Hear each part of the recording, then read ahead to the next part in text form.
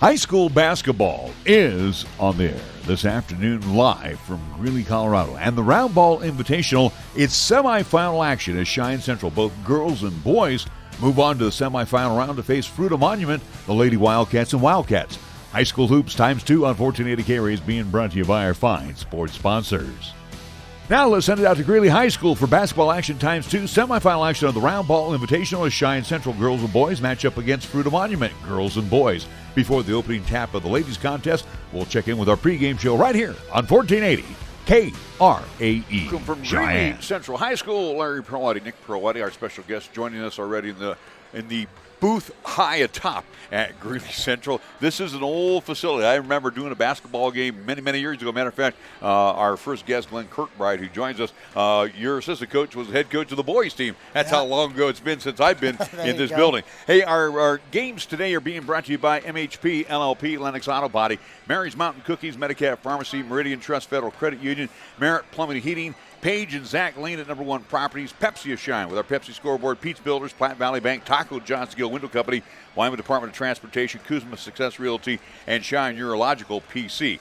Both the Indians and the Lady Indians have moved on to the semifinal rounds. Both will face the same high school. Fruita-Monument, the Lady Wildcats on deck first, followed up by the Wildcats. Also, we want to thank some more fine sponsors, Arrow Moving and Storage, B&B Appliance and TV, Baskin-Robbins, the LCCC Flight Crew, Bread Basket Bakery, Burns Insurance Company, Capital Lumber Company, Charles Schwab, Shine Auto Repair and Service, Chick-fil-A, Fat Boys Tire and Auto, First Education Federal Credit Union, Foot of the Rockies, Halliday Motors, High West Energy, Joed Produce, Kia of Cheyenne, LCCC, Cheyenne Regional Medical Center, the Injury Prevention Program, and First Year Bank. Glenn Kirkbride joins us here. And, Coach, again, going back on last night's 55-26, impressive win over Loveland, which, again, is about the same size as Cheyenne, Wyoming. Let's be real honest. You came away with a very impressive win last night. Yeah, the kids did really well. They gave us some fits early in that second half, and our kids really responded well. We made a quick adjustment, and it was good. You know, you have Fruita-Monument, the Lady Wildcats, and I was over there getting their starting lineup, and you know, they're told them that we're going to be having the game on live stream, and you know, good luck to you and all that. And he goes, hey, you know, we hope we give you a game. I know you hear that all the time when you're playing some of the smaller schools. These are the schools that are dangerous. Yeah, absolutely. That's kind of coach speak.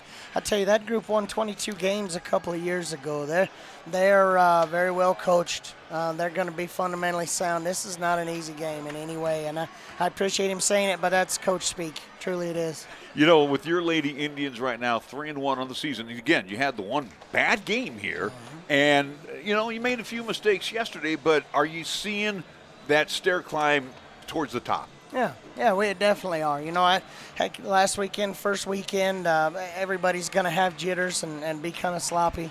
You just kind of hope, again, that things improve a little for you as you go along, and I think they are. I really do. You know, Coach, and I know doing LCCC, and I know they were glad that the break got there. They had 14 games under their belt as they got to the Christmas break. We're only going to have about a half dozen under our belt. Are you one, and are the young ladies the same way? Once we get done Saturday, they're like, you know, it's great to have Christmas, but I want to play some more hoops. Yeah, they are, especially this group. As much as any group I've had, they just like to play. Kids and everybody need a break, and so they'll be fine with it. But by the middle of next week, they'll be itching to get back on the floor. They really will. Final thought from me to you, and again, what was very effective last night against Loveland, and again, you shut down the Twin Towers, especially when you went to the zone. Yeah. Again, with the team, and I look at Fruita-Monument, and I'm thinking to myself, they might be one that's going to be a transitional type of team. They're going to try to push up. They're not big by any stretch of the imagination, but the question is that something you may start with, or do you want to go out with man and then go transition into the zone? You know, I think our kids do a little better when we're getting up and down and going a little bit. And so we're going to open up in a press, and we probably drop back into that zone just because we're running a zone press. But we'll do some man stuff also early, just kind of to see how they handle it and what they do against it and all of that. These are long games, and kind of what I can feel out early and figure out for later, make those adjustments later are big. Coach, all the best. Thank you for joining us on the pregame show. Doing it. Glenn Kirkbride joining us on our pregame show. We're going to take a 60-second timeout. We'll come back with more right here on 1480 KRAE. If you're looking for fun and style, then the new 2019 Kia Optima has what you need. And here at Kia of Cheyenne, we can help you own one. I'm AJ Miller, and the 2019 Kia Optima will reward your daily drive with comfort, performance, and advanced engineering.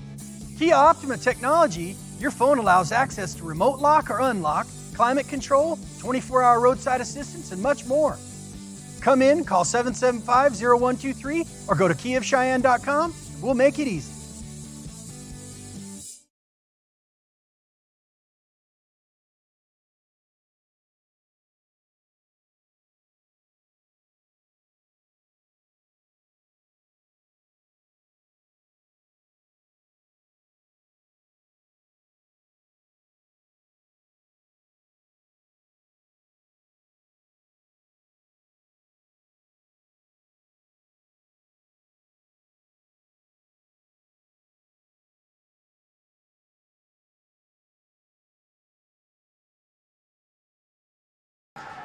Welcome back to Greeley Central High School, the home of the Wildcats. Speaking of Wildcats, Lady Wildcats from Fruita-Monument taking on the Cheyenne Central Lady Indians in semifinal action. Lady Indians just got here 18 minutes ago. Yeah. And now they're finally getting on the court with about 10 minutes before we tip it off. They were kind of rushing it yesterday against Loveland, but at least it still paid off in dividends for at least Cheyenne Central. But, with that victory, again, Central finds themselves in the semifinals here in that 3 o'clock game here at Greeley Central as they're taking on Fruita-Monument.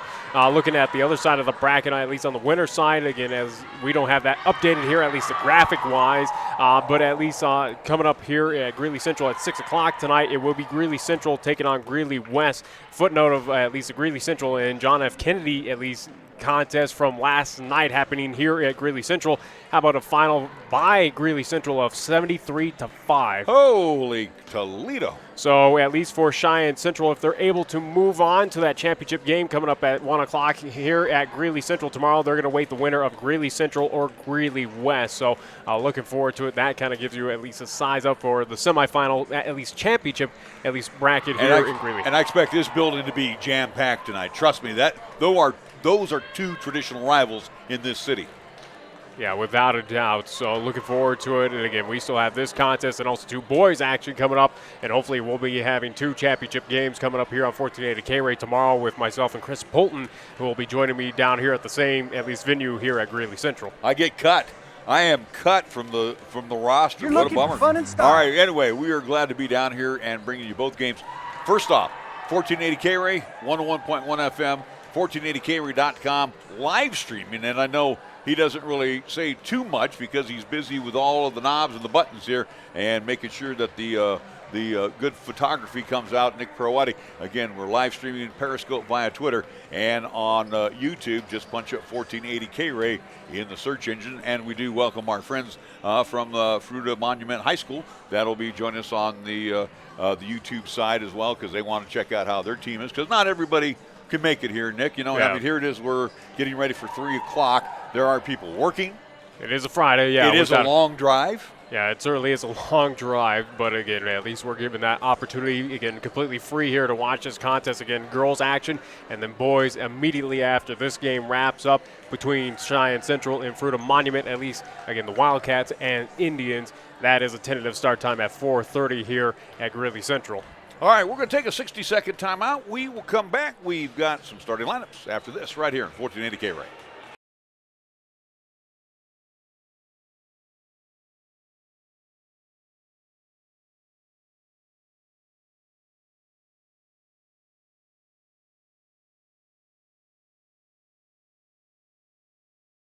College has been something that's always been on the back of my mind. This is where I found what I wanted, one of my passions, what I really love to do. In class, I feel more engaged. The people here do care about you and they want to help you succeed in life. They make it so easy to be a parent and be able to still go to school. I like the way I'm improving. I love being, part of the LCCC family, and I'm glad I made this step in my life.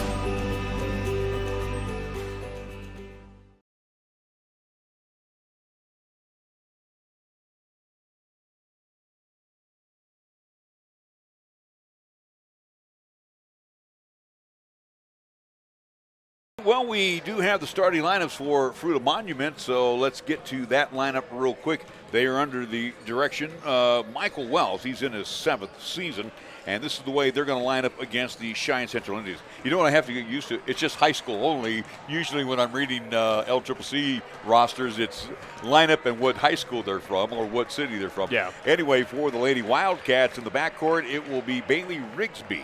She is a 5'4" senior. She'll be joined in the backcourt by Chloe Bates. She is a 5'7" senior. In the middle will be Callie Allen. She is also a senior. She's 5'11". And on the wings will be Kylie Wells. She's a sophomore, 5'7". And Lila Deer will also be on the other wing. She's a 5'9" senior. So 4 seniors and a sophomore. Again, Rigsby along with Bates, Allen, Wells, and Dare for head coach Michael Wells. And again, this is a Fruita-Monument team that comes after at least their victory last night at Northridge. Again, taking on that at least Lady Bears team there at Northridge High School. A team that right now comes into this contest 8-0, so very impressive. You know, you look at last night's game against Northridge for Fruita-Monument coming away with that victory 62 to 48. So this is where we stand right now for Fruita-Monument, again undefeated. You know, we looked to last night with Cheyenne Central seeing an undefeated Lady Indians team of Loveland. Now they see another undefeated and hopefully at least mark up that first L of the season for this team coming up. All right, we're going to take a 60-second timeout. We'll come back with the Cheyenne Central starting lineup after this, right here on 1480 KRAE.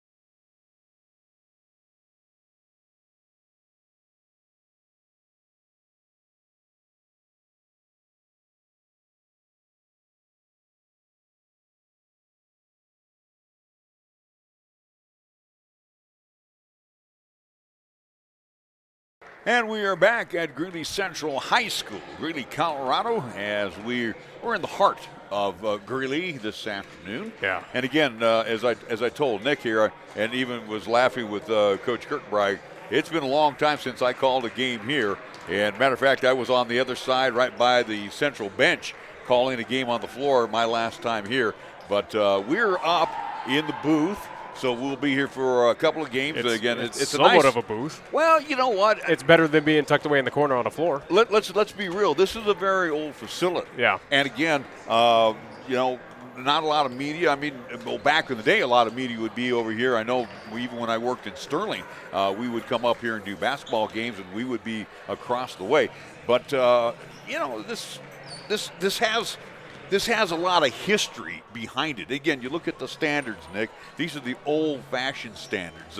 Again, the roof, the lighting, even though the lighting is updated a little bit. But I do understand that the floor is at least relatively new here at Greeley Central, so Absolutely. at least a little bit of improvement there. So, but again, it's something that you saw yesterday at Northridge High School. You know, we're going to see you know, similar at least sites here at Greeley Central again for Cheyenne Central if they are to at least move on. Granted, they will play another game tomorrow. That is guaranteed, but it's will they play for third place or will they play for the championship of this round ball invitational? And you know, it's interesting too to note when you mentioned Northridge, as we were talking about Northridge High, you can tell the newer buildings, and I think that was about a 10-year-old building where it was all bright. Here, you know, you still have the older light standards in here, so it does not illuminate as well. But, you know, as you're watching a live stream, it's a pretty good sight. All right, let's go to our starting lineups for the Central Indians under fourth-year head coach Glenn Kirkbride, and this is the way they're going to line up in the backcourt. 5'9" junior, that will be Bailey Delbridge. She'll be joined by Kenna Salee. She is a 5'9" senior. On the wings will be Ellie Fernio, as she is a 5'10" senior. Senior. for the Central Lady Indians. Also for the Lady Indians, we will have on the other wing, it will be Jordan Jones. And in the middle will be Jayla Jones for Cheyenne Central. So let's check it out real quick here for Cheyenne Central. Once again, it's Delbridge, Salee, Fernio, Jordan Jones, and Jayla Jones. And real quick on the Joneses, Jayla is a senior as well, and Jordan is a sophomore. So we are getting close to the opening tip. So we're going to take a 2-minute timeout. 2-minute timeout. We'll be back with more after this on 1480 KRAE.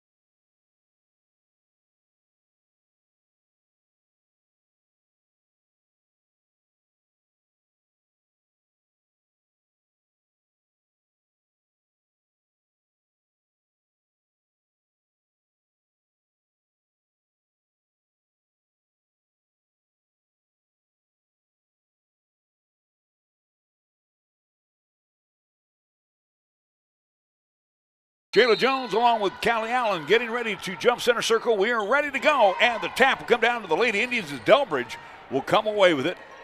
As Central will be going right to left across your radio dial, as well as your live stream. Delbridge in the corner on the far side. Now we'll get it down low. They'll get it to Fernio. Fernio kicks it out. Long range three by Jones. That won't go. That's Jayla Jones. Ball tapped around, loose on the floor, and it's still loose. Finally, we're going to have our first whistle, and it will be against the Lady Wildcats in their home white with the dark blue numerals with the powder blue outline. And I think it's going to be called on, it looked like 15 was a signal. It looked like Deere was going to pick up the foul. I do believe so, as we're having at least a little issue here with scoreboard here at Greeley Central, but it should be first team foul against Fruita-Monument. Kenzie Bolts will get the call, hold everything. We got a whistle before the shot. As I do believe we have a scoreboard issue, and that's what the I do believe the game clock did not run as well. So, as again, we continue to have issues. All right, well, Kenzie Bolts getting the call as they are now, yes, altering the game clock down to 7:31. All right, Kennesaw not starting. It's Kenzie Bolts for Cheyenne Central. Fernio inside, kicks it out to Bolts on the wing on the far side. Down low, wide open, putting it down on the floor. Pump fakes high off the glass, no good. Fernio to put it back up and in. As Jones misses, that would be Jordan Jones missing for Cheyenne Central. So make it 5 straight quarters that at least Central has had a lead. Wells with the basketball on a bounce over to Allen. Allen now to Deere. Her shot is no good. Rebound pulled down by Fernio to Jones. This is Jordan. She'll pull it with a jump shot and good. And again, we go back to that contest for at least last night against Loveland, where Cheyenne Central had the at least lead from the get-go in that victory. Backcourt pressure applied by the Lady Indians as Fernio knocks it out right here at center court. So it'll be out to the Wildcats, Lady Wildcats. Inbounding it will be Wells. She will bring it in to Rigsby. Rigsby now back over to Wells on top. Now they'll cross it down low, putting it on the floor. Rejected by Jayla Jones as she rejects Callie Allen's shot. And Jordan pushes it up quickly for Cheyenne Central. Kicks it out in the corner. Now they'll drop it down low to Fernio. Off the glass. A good count. The bucket. She's fouled. And a nice assist for Cheyenne Central from Bolts. That's going to be second team foul, at least against Fruita-Monument here. Cannot see who that was called against. It looks like it's going to be on, they haven't posted it on the board. And again, as the score table is across the way, as they're going to face it with their backs against us. So either way, though, second team foul called against the Lady Wildcats here. Fernio at the line for the old-fashioned three, and Central quickly out to a 7-0 lead here in quarter number 1. Lady Wildcats on the attack with Deere. Deere trying to get inside, then kicks it back out to Rigsby for 3. That one's off the side of the rim and out. Last touch, I think it went off the fingernails of Jones. That'd be Jayla Jones. So it'll stay with Lady Wildcats again. 8-minute quarters in the high school ranks for both boys and girls. Rigsby will trigger it in left of the cylinder. We'll get it into Allen. Now we'll drop it back to Wells as they keep it outside. In the corner to Bates. Now back out again to Wells. Wells in the corner to Allen. Wells again playing keep away. Rigsby, she'll cross it over. Bad pass. It was tipped. Loose on the floor. Tie up. And it will be jump ball and the possession arrow in favor of the Lady Wildcats. So Cheyenne Central right now pretty much setting the tone in this contest, leading 7-0. Yeah, there was confusion there as Central was about to inbound that basketball, but it should be with Fruita-Monument, and they finally got that correction. So the Lady Wildcats will have the basketball. And the inbounds. Jump shot from about 17 is good by Deere. And so that'll end that 7-0 run to start off this contest by Cheyenne Central. 7-2, backcourt pressure. How Central broke it. Well, it was a tip pass into the hands of Jordan Jones. She misses the shot. The ball kicked back to her. And Bolts will travel with it. She wanted to take the 3, and she picked up the pivot foot. She's trying to tell the ref, no, I didn't. Yes, you did. He was standing right behind her. Trying to plead her case of saying, hey, you didn't see me do that at all, but it will be a turnover and Lady Wildcats ball. So for the Lady Wildcats, they will face backcourt pressure as Rigsby will give it off to Wells. Back to Rigsby. Fires it. A big pass to Allen. Now wide open on the wing. Long range 3. And that one will hit the top of the standard and no good by Bates. And I think as it hit the top of the standard, went down into the bucket. Yeah, but either way, that's going to be out of bounds. Jayla Jones gets it back to Fernio. In the backcourt, Fernio double team. Now to Jayla Jones. They get it over the timeline. Central with a 4-on-3, but they will and hold everything. Jones will walk with it, and Central on their last 2 possessions have turned it over. Not what Glenn Kirkbride wants to see. Well, and again, this is something we saw last night against Loveland, where this team, at least for Cheyenne Central, but also too for Loveland, was not a pretty, at least played game last night. Both teams causing many turnovers. Wells on the far side now to Rigsby. As again, Lady Wildcats going left to right across your radio dial. Bates in the corner and bumped by whom? As again, they'll look at the scorer's table. Looks like they're going to call that on Delbridge. Yeah, Bailey Delbridge, so she'll pick up her first foul. Team's first call against Cheyenne Central. Rigsby now over to Wells. Long range 3 as she fired it over on the angle to Deere, and Central comes down with the rebound, and the 3rd consecutive turnover for Cheyenne Central, as the long pass is too long for Bolts. So Cheyenne Central will cough it back up, still leading 7-2, 4:41 to go. We have a timeout called by Coach Kirkbride. 4:41 left on the Pepsi scoreboard. Central 7, Fruita-Monument 2. Back after this 30-second timeout on 1480 KRAE.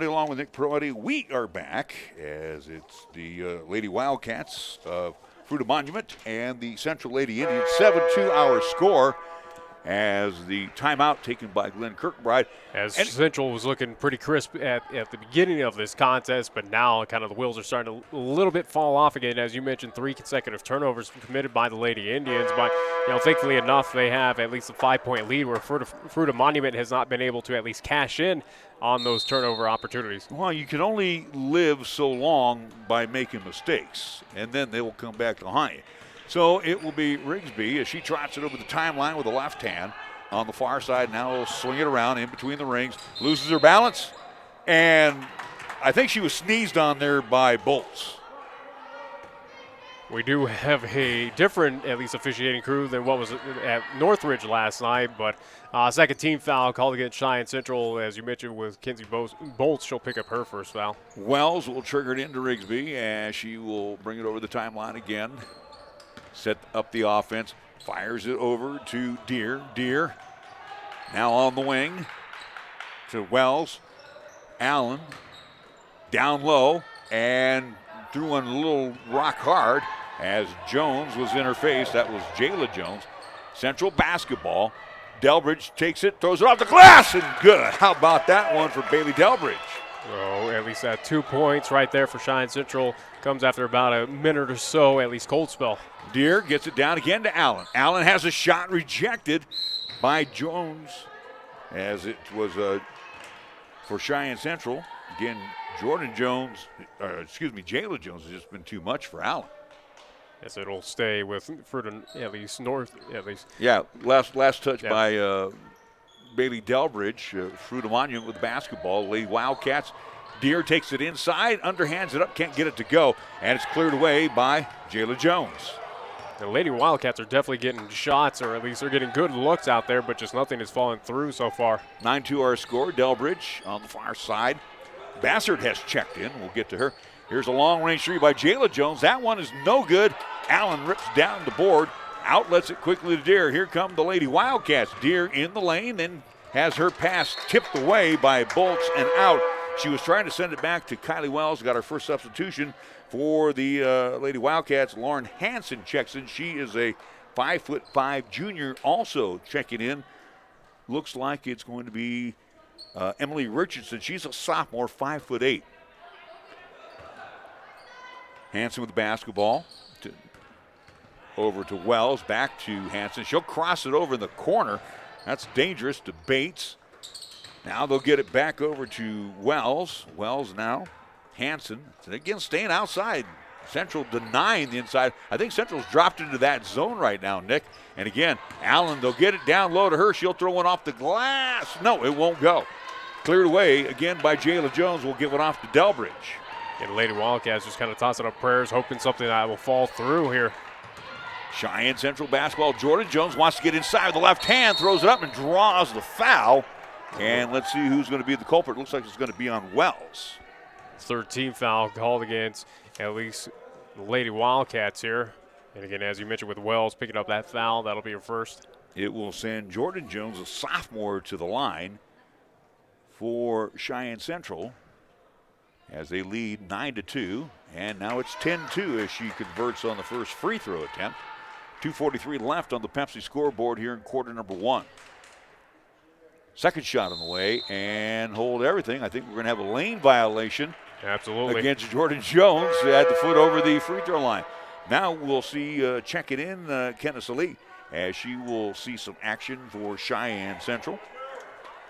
And out will go, at least it looks like, one Jordan Jones. Backcourt pressure applied by the Tribe. Hansen's pass is taken away by Jayla Jones to Delbridge in the lane. Puts it off the window and good. And Central made that look very easy. Right now our score is 12-2, 2:36 to go. A timeout has been called by the Lady Wildcats. We're back after this 30-second timeout on 1480 KRAE.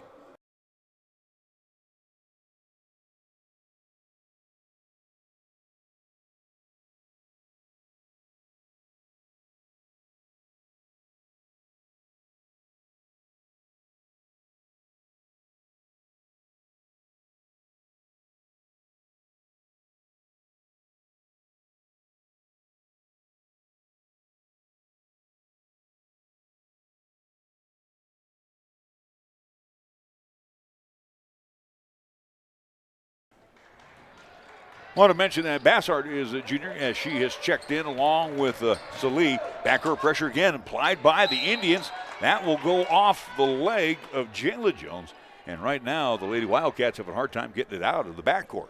Yeah, this is something we saw yesterday, at least against the Loveland Lady Indians, that this Central High defense is just phenomenal. Hanson pushes it over the timeline. Now on a bounce down low to go to Allen. Allen's shot is rejected by Fernio, but Fernio got more of the top of the head of Allen. So for Cheyenne Central, Ellie will pick up her first. The team's third call against the Lady Indians here. Callie Allen will be at the line looking for their third and fourth point of the quarter. They have just totally shut down. Have points on the board, at least for the Lady Wildcats, if they make it right now, which they won't. Again, it's been about 4 or 5 minutes that they have put up points on the board. Senior Callie Allen. Second shot on the way, and that one is no good as well. And Fernio can't come down the rebound. It's tipped around, last touch by Wells as it goes out. And the Lady Indians with the basketball, 2:18 left to go on the Pepsi scoreboard. Quarter number one, 12-2 in favor of Cheyenne Central. Semifinal action here in the Round Ball Invitational. Central gets it over the timeline. Fernio dumps it in the corner. Bassert squares for the three. Can't get it to go. Hold everything. We're going to have a push-off. I think this might be on Delbridge. No. Check it's going to be on Salee. Yeah, Salee will pick up that foul. Team's fourth called against Cheyenne Central, as we'll have a substitution for Fruita-Monument. Central with the marked height advantage. Deere checking back in. She will come in for Bates, and Deere will load it up.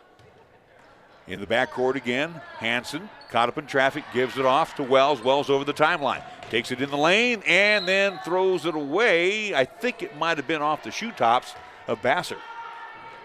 And we'll still stay with Lady Wildcats on the offensive zone. Central basketball, Hanson taps the basketball left of the cylinder. Looking, has to fire it out to Wells. Wells back over to Hanson. Now to Wells in between the rings, far side to get over to Deere. Back to Wells. About $1.50 left to go here in the first quarter. Allen drives on the baseline, hold everything, and she steps on the line. So it will be basketball back to Cheyenne Central with Jordan Jones now in for Jayla. And also, too, you'll see Callie Allen come back in for the Lady Wildcats. Looks like Bailey Rigsby back into the lineup. So Rigsby checks back in. Delbridge tracks down the long pass, pulls over the baseline. Her shot is no good. A block foul called underneath. That could have gone either way for Cheyenne Central. That'll be on Allen. That could have gone either way, and Delbridge will be the recipient of 2 free throws here. As the Lady Wildcats, at least faithful that is here in Greeley, at least not too happy with that call. Well, 14th foul called against Fruita-Monument. Allen did, though, Nick, she did establish her position. But again, like Chris has said before too, there's that little area, that danger zone that you can't set up in. First shot is no good by Delbridge. Another substitution. We'll get to that here in just a moment. As Allen will sit down. Second shot by Delbridge. That one does find the mark. Delbridge will step on out, bolts back in. On the floor right now for the Lady Wildcats is Iggy Patello, 5'9" senior. Hanson up quickly, double team, fouled from behind by Bassert. As Bassert was not too happy with that call, but again, they're going to call that 15th foul call against the Lady Indians here. Well, and Bassert was saying she was pushing off, so Hanson will step back out, and Bates returns. Wells triggered in to Rigsby. Our score 13-2. Oh, by the way, Cheyenne Central up by 11 here with 1:30 left in the first period. As Cheyenne Central's had the lead the entire, at least, first quarter here. Rigsby, Wells, again Central in the zone. Right now to Rigsby. She's going to square for the three, wide open, can't get it to go. Rebound pulled down by Patello, off the glass, and good. Nice position there by Iggy Patello. Points on the board finally for the Lady Wildcats after about 5 minutes, just with a complete cold spell. 13-4 our score. Fernio will give it off to Bolts. Bolts right now also looking at a zone, a 2-3 zone, slapped on by the Lady Wildcats. High on top, they get it to Fernio. Fernio, Bassert, Bolts. Bolts back over to Bassett. Down low they go to Fernio. Fernio over Patello. Kicks it in the corner to Salee. Now on top to Bolts. Bolts wants to get inside. Can't get through the zone. Down low on the baseline. Too many passes. And it's taken away by Bates. Bates to Rigsby. 30 seconds left to go in the period. On a bounce back to Deere. Deere will send it back to Rigsby over the timeline. I think they're going to set up for one here, Nick, as she's just bouncing the ball near center court. Then again, no shot clock in the high school ranks, so again, have that opportunity to at least burn off some time off the clock. Central again sitting in their zone as well. And they're not shifting around. Now they'll go to a man with 4 seconds left. Rigsby with the basketball, drives inside, pull it from 15, hard off the window, no good. After one, Cheyenne Central 13, and Fruita-Monument 4 back after the 60-second timeout of 1480 KRAE.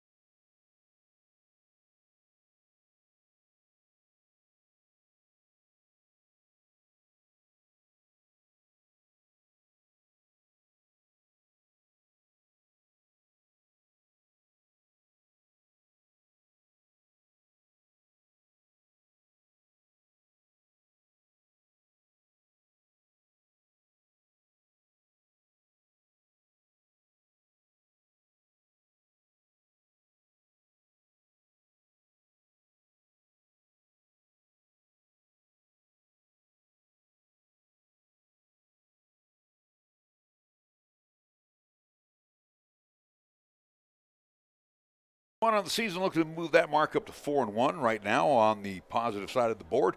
13-4. The guys will follow right after this. They take on Fruita-Monument, the Wildcats. Central sporting a 4-0 record, and they doubled up Loveland last night. How about that? 82-41, even though the scoreboard said 80. Even though said 84. Everyone across like the state of Wyoming and also too down here in Colorado has it 84-41 to go. They counted that missed dunk by Lawson Lovery, and again, it is 82-41. We have the correct score on that one. But hey, wait, now Lawson may want to argue with you on that. He may want to take those two extra points, yeah, without a doubt. But again, as we at least look at this matchup, again, Central coming into this contest 3-1. Again, Fruita-Monument, the Lady Wildcats are an undefeated 8-0. So for the Lady Indians, they're looking to at least give Fruita-Monument their first loss of the season. And Central looking ahead to the championship round tomorrow, which they will will be 1:30 tap time. Yeah, which they are awaiting, or at least that later contest happening here at Greeley Central will be between Greeley Central and Greeley West. Central basketball as we open up quarter number 2. Jordan Jones pulls up for the jump shot, can't get it to go. Rebound pulled down by Fernio. Her shot a little long and strong. She had a point blank underneath. Allen comes down with the rebound quickly to Rigsby. Rigsby takes it coast to coast, throws it off the glass. That's too long and strong. Fernio comes away with it for Cheyenne Central. She pushes it up to Salee. Down low to Fernio, this time with the left hand. It trickled on in. So 11-point lead once again for Cheyenne Central, the largest for them, at least today. Ellie was 6 points for Cheyenne Central, 15-4 our score. Wells outside, and we'll give it off to Bates. Bates, and they attack the zone to the near side. Jones comes away with it and had a hard time getting the handle, and then she will be fouled by Rigsby, and that's a break for Cheyenne Central because Jones just never had control, and Rigsby reached in. So she'll pick up the foul, be team's 5th called against the Lady Wildcats, as we'll see substitutions come in for both teams. Jayla Jones will check back in along with Delbridge as Salee and Bolts will come on out. Central leads 15-4, 7-10 here in the first half to go. Again, a similar result of what we saw yesterday against Loveland. Bassett back over to Delbridge. Now they go on the high block to Jordan Jones, back to Delbridge for 3. That's going to miss off the side of the rim. Cleared away quickly by Wells. She brings it on down and has her shot rejected. Hold everything. No, Delbridge will be called for the foul. It'll be 16th foul called against Lady Indians here in this first half. Shooting foul, as it will be 2 times for Kylie Wells at the line for the Lady Wildcats. 15-4 our score. Pepsi scoreboard now stopped at the 6:50 mark. First shot on the way is no good. Yes, free throws, and again, just offense in general for the Lady Wildcats in this first half has just been hard to come by. 0 of 3 from the charity stripe are the Lady Wildcats. Second shot on the way. That one will find the mark. And the first point for Wells. And it's 15-5 in favor of Cheyenne Central. Backcourt pressure. Delbridge gets it over Fernio. Wide open down court is Bassard, and she will put it off the glass. And good, she was waiting. Got her to the ball. Finally, she'll put it off the window. It's 17-5. That's how you break the press and get some points in the process. Hanson, who's back in between the rings. Gets it high on top to Allen. Nice no-look pass, backdoor as they will get it in the bucket to Lila Deer, as Deer now has 4 points. That was a really pretty play by Allen. Jones throws it right into the waiting hands of Deer. Deer in the lane, and her shot is no good. Hold everything. We're going to have a block foul on Cheyenne Central. Again, in that little danger zone, you can't get the charge. Well, it's going to be called against Delbridge, so that'll be the 17th foul called against Cheyenne Central. So most importantly, third against Bailey. And at least for Fruita-Monument, they'll be in the bonus for the remainder of this first half. At the line to shoot two will be Lila Deer. Her first shot is good. Now, the one thing, too, about that call, that was a delayed call. That one kind of shocked me a little bit. Got a little ticky-tack on that one, but either way, though, it's been being called on both sides of the floor. 17-8 our score, 6:05 to go. Deer converts on the first free throw. They're down by 9. How about they are still down by 9? That was not a good pass, though, by Jordan Jones for Cheyenne Central. Again, she was not. Another bad pass in the backcourt by Fernio, and that was almost taken away by Emily Richardson, who's come back in. For Cheyenne Central, we want to mention, too, Rory Cowley is checked in. She is a sophomore. Again, this is a Central team that we saw at least yesterday over at Northridge have their difficulties, again, amount of many turnovers by just costly plays, and it's plaguing them here today again. Jayla Jones in for Cheyenne Central. Cowley gets it over the timeline on a bounce over to Salee. Salee on top, Fernio. Fernio wants to get inside, throws it on with the right hand, in and out. And then Fernio battles for the rebound, her own rebound, and will tap it out, so Cheyenne Central will give the ball back to the Lady Wildcats at 17-8 with 5:40 left here in the first half. Got that fiery start here of the second quarter now for Cheyenne Central. Kind of gone a little cold here again with mounting the massive turnovers.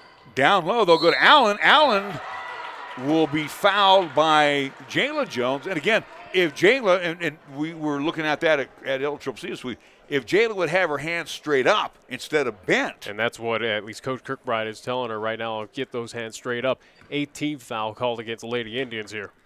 So at the line, it'll be Callie Allen. She is 0 for 2 from the free throw line and now 1 of 3. So chipping away, thanks to the free throws now, are the Lady Wildcats. Yeah, Lady Wildcats that scored 4 points in that entire first quarter, now at least have scored 5 here in this quarter. 5:29 left to go in the first half, 17-9. Cheyenne Central leads the Lady Wildcats back after the 60-second timeout of 1480 KRAE.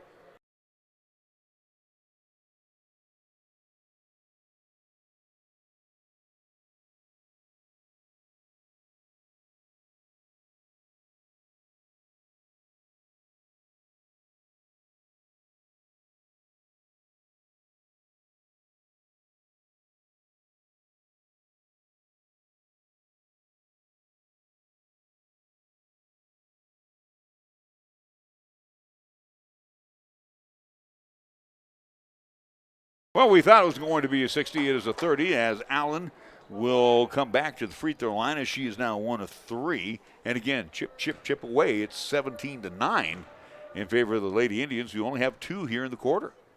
Check that, they have 4 in the quarter. Second shot is good.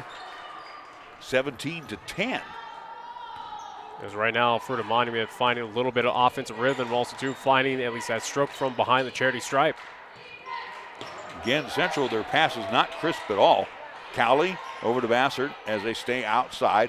Now in the corner, they go to Jayla Jones. Jones with the left hand terminates the dribble into the corner to Fernio along the baseline, dumps it inside to Cowley. Cowley kicks it out. Wide open to Salee. Nothing falling right now for the Lady Indians. Quickly, Hanson on the attack. Will give it off to Richardson. Richardson kicks it back out to Deer for 3. That's good. Here come the Lady Wildcats. Good ball movement that time by the Lady Wildcats at 17-13. Cowley. Again, I think the Lady Indians frustrated by the zone. Bassett, she'll square for the three. That's good. Bang! And that was what the doctor ordered right there for Cheyenne Central, answering right back with a three of their own. Bassett with 5 in the quarter, and it's 20-13. That kind of takes that sting away from that trifecta. Hanson down low to Allen. Allen trying to post up on Jones. She's double teamed. Kicks it back out to Richardson. Richardson now over to Deere on the far side. They'll get it to Jillian Buck, who's checked in. Buck has the ball tapped away, but picking it up is Richardson on the near side.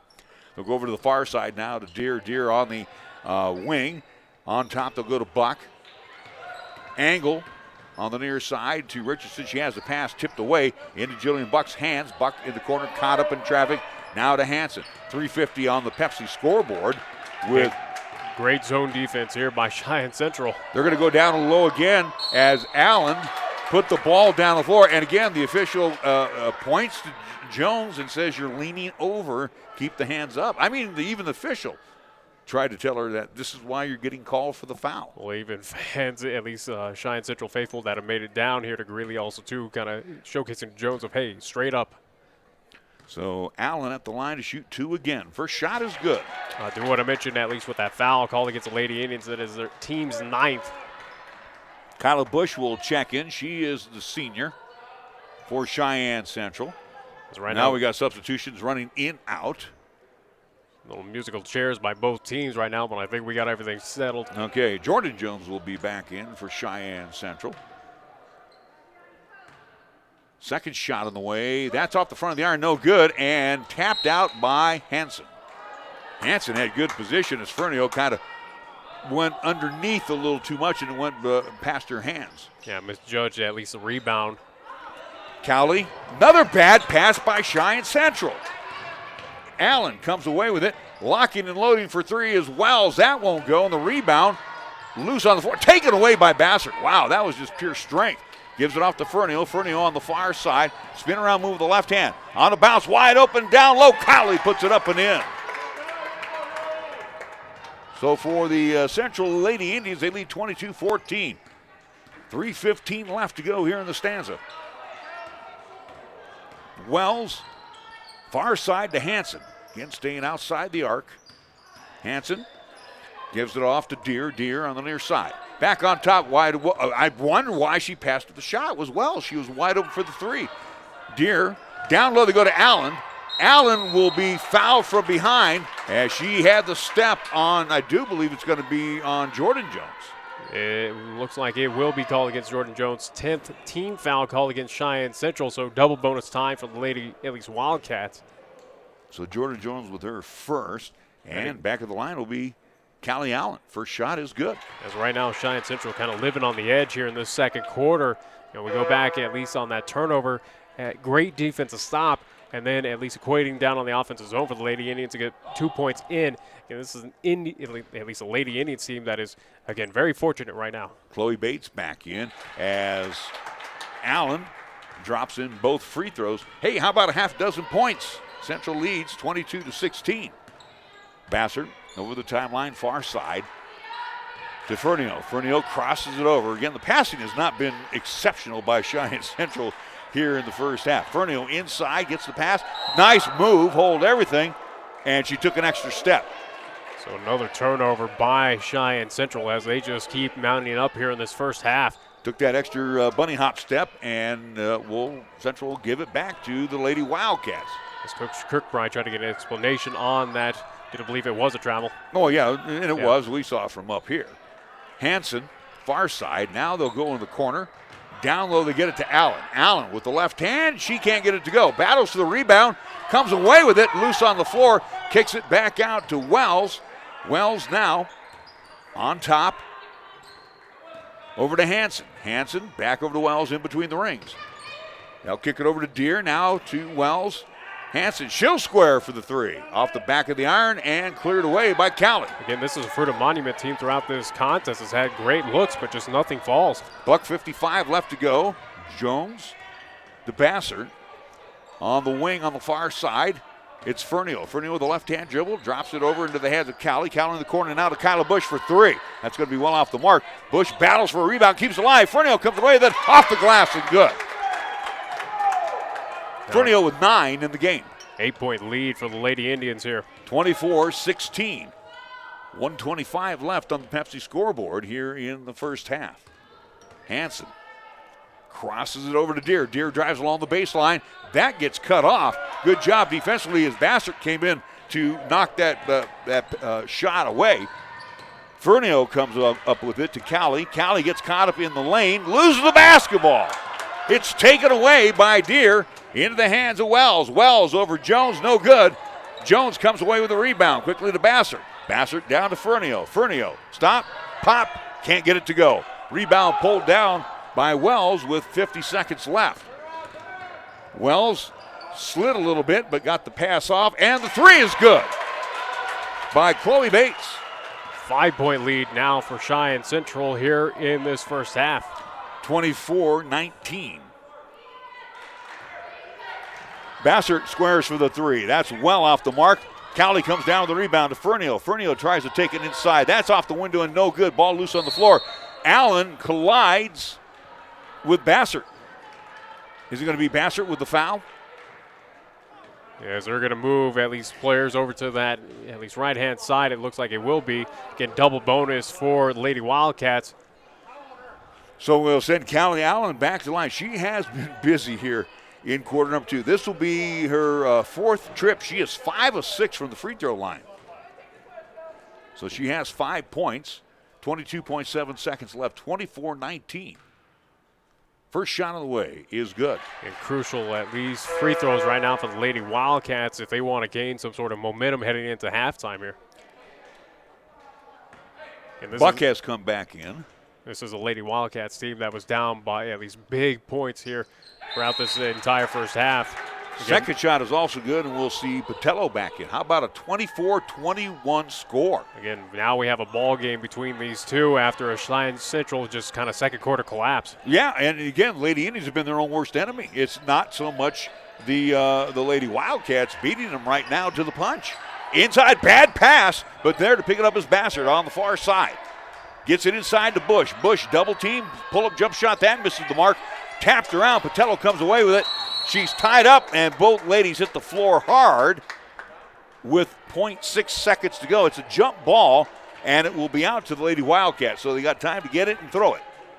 You do a Hail Mary pass and just toss up a prayer. And it will come to Hansen after 1 half of play. It's Cheyenne Central 24 and Fruita-Monument Lady Wildcats 21. We'll be back with our halftime show after this 2-minute timeout on 1480 KRAE.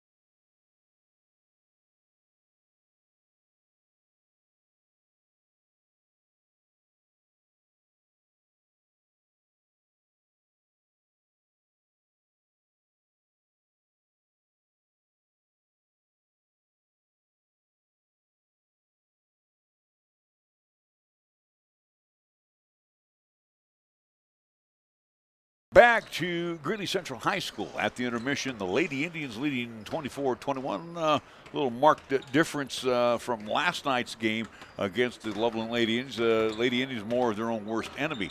In game 2, it'll be the guys against the Wildcats. So I know we don't take much away from the ladies' game, but I guess that would prompt me to my first question. Overconfidence, Coach. I know you're not going to let that happen. Well, I mean, you never know how it goes, but there's no reason to be overconfident against this Fruita team because they're an outstanding team, and they picked up a win earlier this year against Cherry Creek, which we saw this summer, an outstanding team. They've only got one loss, and so we're going to have to play really well. It's going to be a highly competitive game, and it's going to be fun to play in. Well, everybody thinks last night's score was 84-41, and, we'll go ahead and go with that. Lawson's not going to complain about the extra 2 points. But, Coach, your takeaways from last night's win against Loveland? Well, we knew we were going to face a team that really wanted to attack the basket, and we're going to be tested in that area, whether we can play man-to-man defense against dribble drive motion and being attacked from all 5 positions. But, we're finding some ways to be pretty effective. We're taking some charges.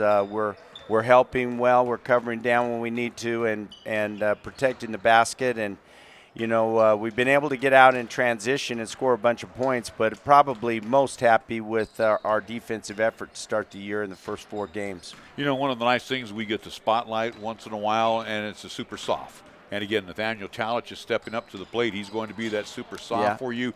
Again, you're not afraid to give him the basketball. You're not afraid to let him shoot anywhere in the building.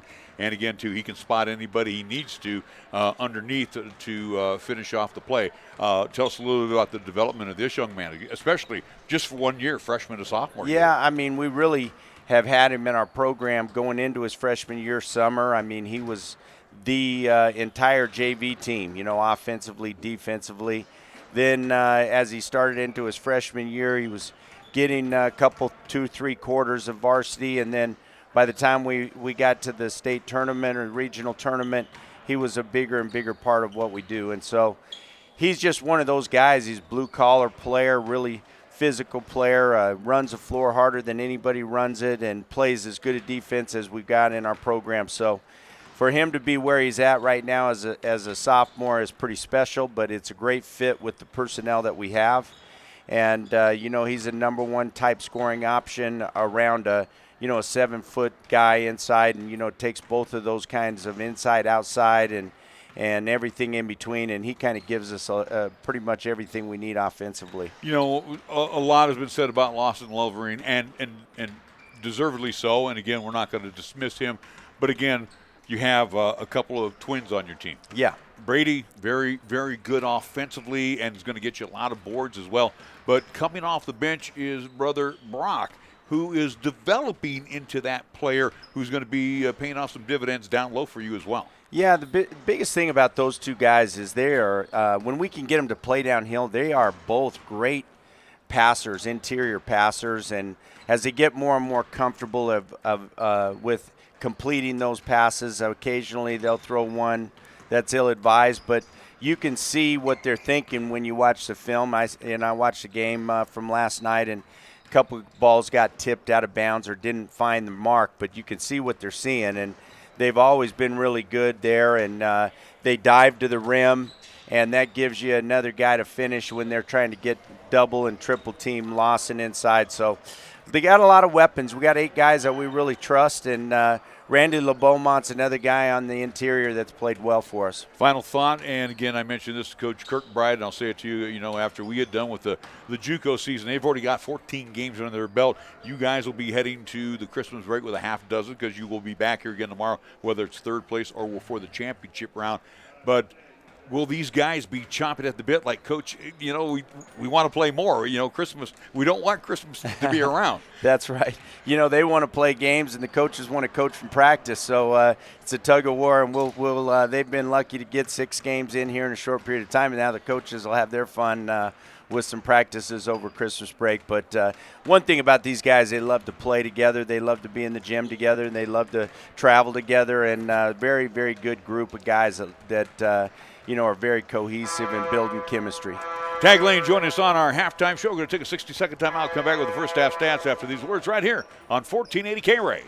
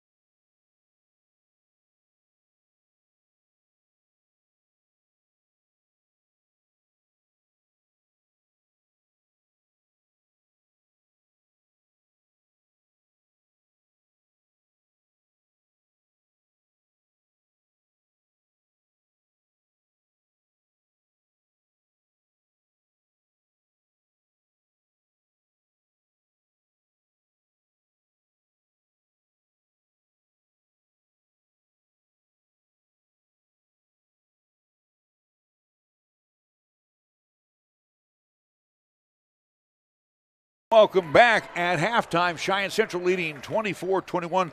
Looking at the scoring leaders, again, that's about all we can give you here for this late afternoon. We'll look first at Fruita-Monument, who with their 21 points, they're being led by Lila Deer. She has 8 points. How about all 7 points for Callie Allen on free throws? She is 7 of 10 from the free throw line, Nick, 70%, not too bad. A trifecta for Chloe Bates. She has 3. 2 points for, it looks like, Iggy Patello, and that's off the bench, and 1 point for Kylie Wells. She was 1 of 2 from the free throw line.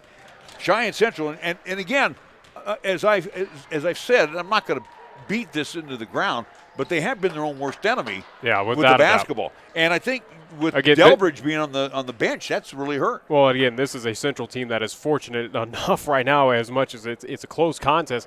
They should be happy that they're up by 3. Right. That they're not trailing at halftime after, again, that collapse in the second quarter. Well, Delbridge right now, and we'll just go right down unless she has 5 points with 3 fouls. 9 points for Ellie Fernio. She missed some shots underneath the bucket, a couple of them. Jordan Jones has 3. Jayla Jones is yet to score. 5 for Kelsey Bassett off the bench, and I thought that big 3 that she hit late in the second quarter was huge for Cheyenne Central. I answered back to that trifecta that Deer hit, and then 2 points off the bench for Rory Cowley. So Cheyenne Central, again, 24-21. We're about ready to get things underway for the third quarter, and again, we hopefully will be back for the championship game tomorrow. You and Chris Polton, Nick. Yeah, without a doubt. Again, if Central is able to pull off at least a victory here against Fruita-Monument, again, they will await the winner of Greeley Central or Greeley West, and that game will be back here at Greeley Central. 1 o'clock is a start time for that one. Central with the basketball to open things up in the third quarter. Fernio kicks it into the corner. Jayla Jones locks and loads for 3. That one won't go. Fernio comes down the rebound, attacked from inside, and she was hacked.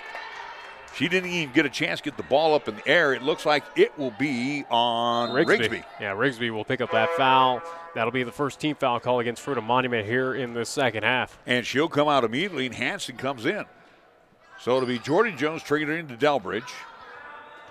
As again, the Lady Indians going left to right. Bolts on the far side on a bounce over to Delbridge. Now they'll get it to Fernio, and she'll kick it across the way to Jones. Her shot is no good. Another rebound pulled down by Ellie. Ellie throws one up and draws yet another foul. Nice job by Ellie. She looked to pass it out. I think she was going to go after Jayla Jones and then decided to take it up herself. That's going to be called against, looks like Chloe Bates will pick up the foul for Fruita-Monument. Second team foul called against the Lady Wildcats here. So for the Lady Indians, it'll be Ellie Fernio at the line to shoot a pair. First shot is good. You know, also, too, and you know how we are homers, I'd have to say, too, there was a lid on that bucket there quite a bit in the second quarter for Cheyenne Central. Well, again, when they had that opportunity to get down the offensive zone, but again, what was the at least common theme for that second quarter for Cheyenne Central was, again, the amount of turnovers, and as you mentioned, the errant passes by the Lady Indians. Megan Woolley is checked in, first time. Pass taken away in the backcourt by Delbridge. She saves it into the hands of Fernio. Now to Delbridge. Delbridge on a bounce to Jayla Jones in the corner. She'll kick it back out on top to Delbridge. Now over to Jordan Jones, back to Delbridge in between the rings with a left-hand dribble, backs it up, now switches over to the right side. Gets it over to Bolts. Bolts steps back for a 3. That one rims out, and it'll go into the hands of Woolley, who's checked in, a 5'9" sophomore. Losing the basketball is Deere, and then a reach-in foul by Jordan Jones as Jones picks up her second personal. Also back in for the Lady Wildcats is Patello. We'll see Wells step on out and Richardson back in. As you mentioned again, Jones picking up that foul for Cheyenne Central. It's their team's first here in this third quarter. Central back into the zone to open up the third quarter. Richardson with the basketball over to Hanson on the far side. Now on the wing, they'll go over to Woolley. Bad pass knocked away by Jones, and Fernio almost came away with it on the side. But however, it will stay with the Lady Wildcats here. 6:45 left in the third period. It's 26-21 in favor of Cheyenne Central. Hanson over to Richardson here on the near side as they attack the zone to our left. Woolley, Richardson outside. Hanson on the far side. Now on the wing, they'll get it over to Woolley. Her pass is tipped away and out. Central denying everything inside right now. And again, this is a Central High defense that if it's going and whatnot, it can shut down any team. Richardson in the corner. They go to Patello. She'll cross it over and threw it right into the Lady Wildcats bench. Again, miscommunication out there by Fruita-Monument. Turnover, Central High basketball. After Patello throws the turnover, she will step on out. Callie Allen back in for the Lady Wildcats. Lady Indians lead 26-21. Only points scored by Fernio here in the third quarter. LA with the basketball, the left hand, drives in, drives past Woolley, and made her look very, very slow as Fernio kisses it off the window and good. 28-21. Quickly Hanson on the attack. She takes it inside, then kicks it out. Lock and load for three. Richardson. That banks it home for the trifecta. Hitting that off of the glass, and it falls through. 4-point advantage now for the Lady Indians. It's now a 28-24 score as Delbridge into the near court. Over to Jayla Jones. Back to Delbridge. Now to Jordan Jones. Jones takes it inside, throws it up with the right hand, and how did it go in? Underhands it up and in. Again, kind of that circus shot, and it goes. So it's 30-24. Backcourt pressure. Pass tipped by Jordan Jones to Delbridge. Delbridge can't get it to go. It's off the back of the iron. Jordan Jones will put it up off the left side and good. We have a timeout called by Fruita-Monument. With 5:27 left to go in the third quarter, it's Central 32 and the Lady Wildcats 24. Back after this 30-second timeout.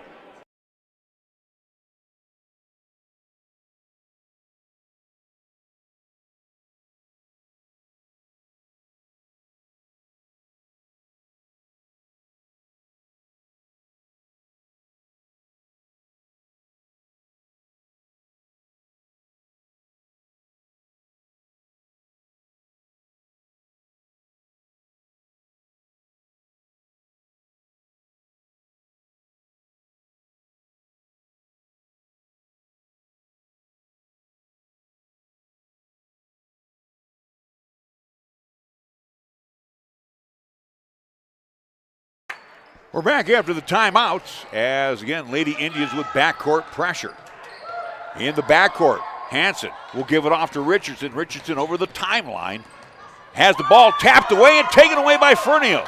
Fernio in the backcourt pushes it up on the far side. Dumps it over to Delbridge. Delbridge on the wing, now drops it back to Bolts. Bolts in between the loops. Far side, Delbridge. Delbridge has her pocket picked by Hanson. Hanson down court quickly to Deere.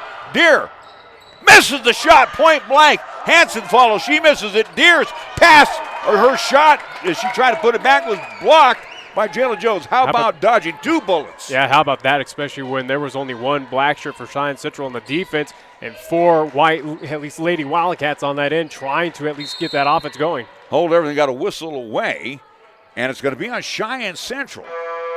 Who? We'll see what that is going to be called against. It's going to be on Delbridge. It's her fourth. That is not good for Coach Kirkbride as she'll take a seat. Second team foul called against Lady Indians here. Bassert will come back in immediately for Cheyenne Central. So again, that is a big piece for Coach Kirkbride that now has to sit on the bench.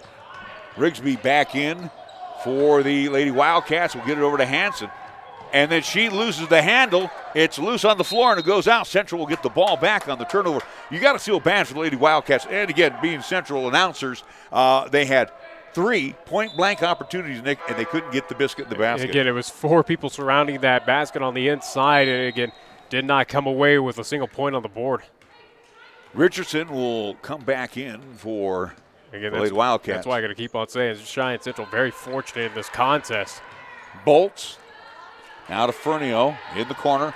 Crosses it over to Bassert. Bassert now in the corner to Jayla Jones. Drives along the baseline. Drops it down low to Fernio. She's going to be fouled from behind by Richardson all over her back. 3rd team foul called against the Lady Wildcats. Again, as you mentioned with Emily Richardson picking up that foul. So for the Lady Indians, inbounds will come to Bolts. Bolts drops it back to Bassert. Lock load for 3. Bang! How about an 11-point lead now for the Lady Indians here? 8 for Bassert. It's 35-24. And another bad pass by the Lady Wildcats as they go over and back. Right here in front of us. As you had Richardson trying to at least get past that timeline, and as she was sprinting down the court, but unfortunately was unable to. First appearance for Savannah Turner, the freshman. She's 5'7" for the Lady Wildcats. Bolts will take the inbounds from Bassert. Now over to Jayla Jones. Jones trying to drive along the baseline. That's cut off by Allen. She'll step back for the 3. That one won't go. Battling for the rebound is Fernio and Jordan Jones. Fernio comes away and puts it back up and in. A nice job by Ellie. Did not put the ball on the floor. Went straight to the hole with it. Now as the Lady Indians now putting their pedal, at least foot on the pedal here. Bolts with the backcourt foul. Trying to be over-aggressive. She picks up her 2nd. Team's 3rd called against Cheyenne Central here in this 3rd quarter. 37-24 our score. And we saw this similar result yesterday against Loveland coming out at halftime. Cheyenne Central just putting on a good effort. We're seeing it here again. Rigsby will get it to Allen. Allen fires out to Deer in between her legs. She'll get the ball back. Kicks it over into the corner. There's a long-range 3 by Turner. That one won't go. Rebound hauled down by Fernio. She'll push it up quickly for Cheyenne Central. Fernio has Bassert wide open in the corner. Back down low to Fernio off the glass. Good. That's how you draw it up. And we have a timeout called by the Lady Wildcats. 39-24 our score with 3:07 to go. We're back after the 60-second timeout on 1480 KRAE.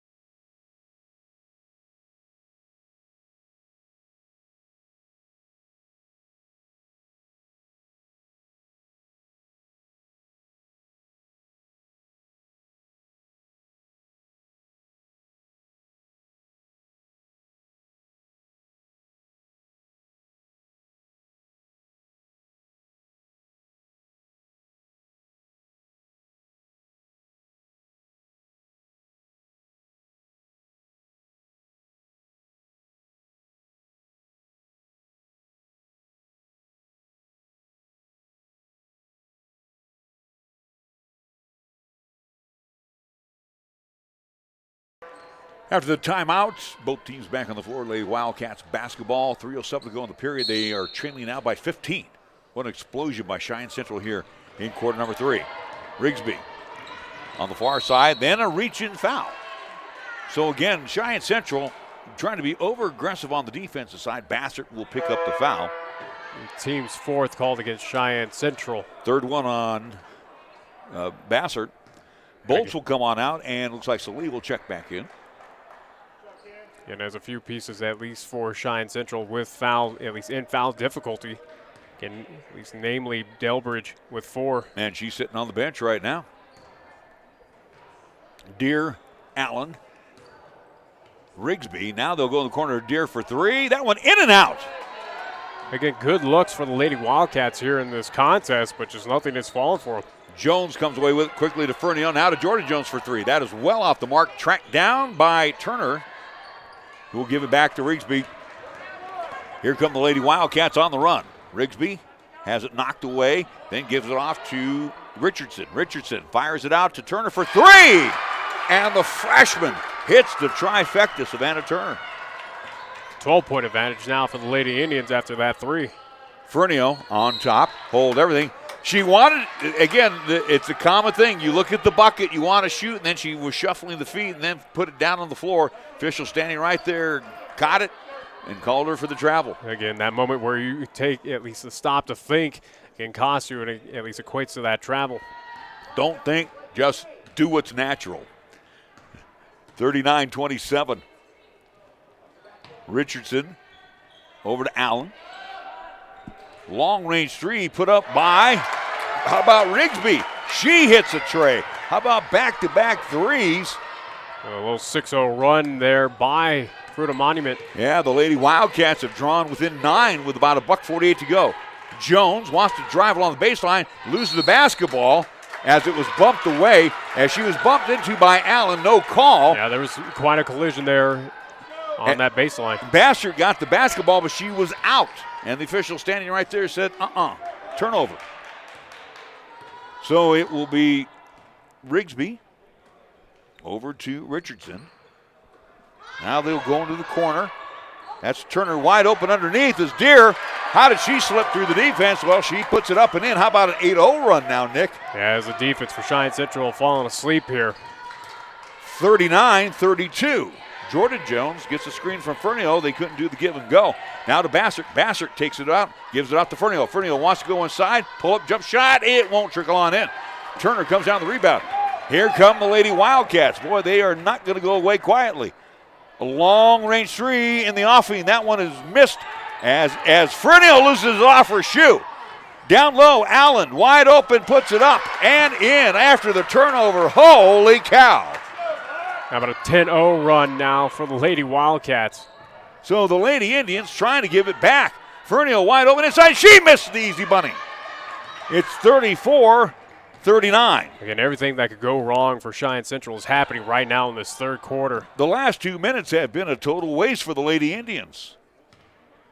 Now they're going to set it up for one. Again, give credit to this Lady Wildcats team. Again, they are 8-0 on this season.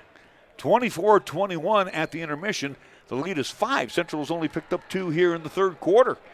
A chance for the Lady Wildcats as they'll set it up for one. Turner now in the corner to Allen.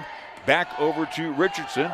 Now they'll go to Turner, down low to Allen. Allen walked with it, got away with it. That one rims out. Turner there to put it back up and in, and she misses from short range, and Central dodged yet another bullet. After 3, Lady Indians 39. And the Lady Wildcats 34 back after the 60-second timeout on 1480 KRAE.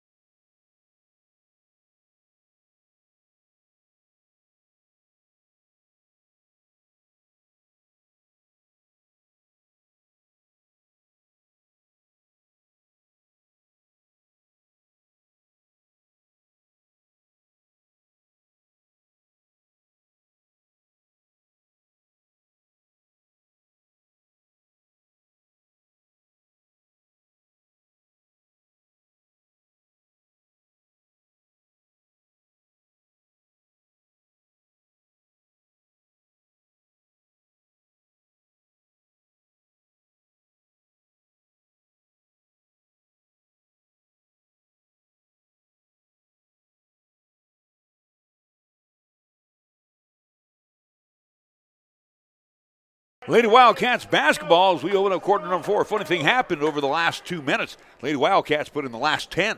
Central has put in nada. They had a great start to that third quarter. In the third quarter, again, Cheyenne Central had a at least 13, 15-point lead. It has dwindled down to now 5. Rigsby on the near side. Caught up in traffic, throws it right into the hands of Bassert, and then Bassert will be fouled. A jump ball as she's being mugged by Deere. That is a questionable call. And again. it will be Central basketball on the alternating possessions. The Lady Indian faithful here in attendance at Greeley Central, again, not too happy with that one.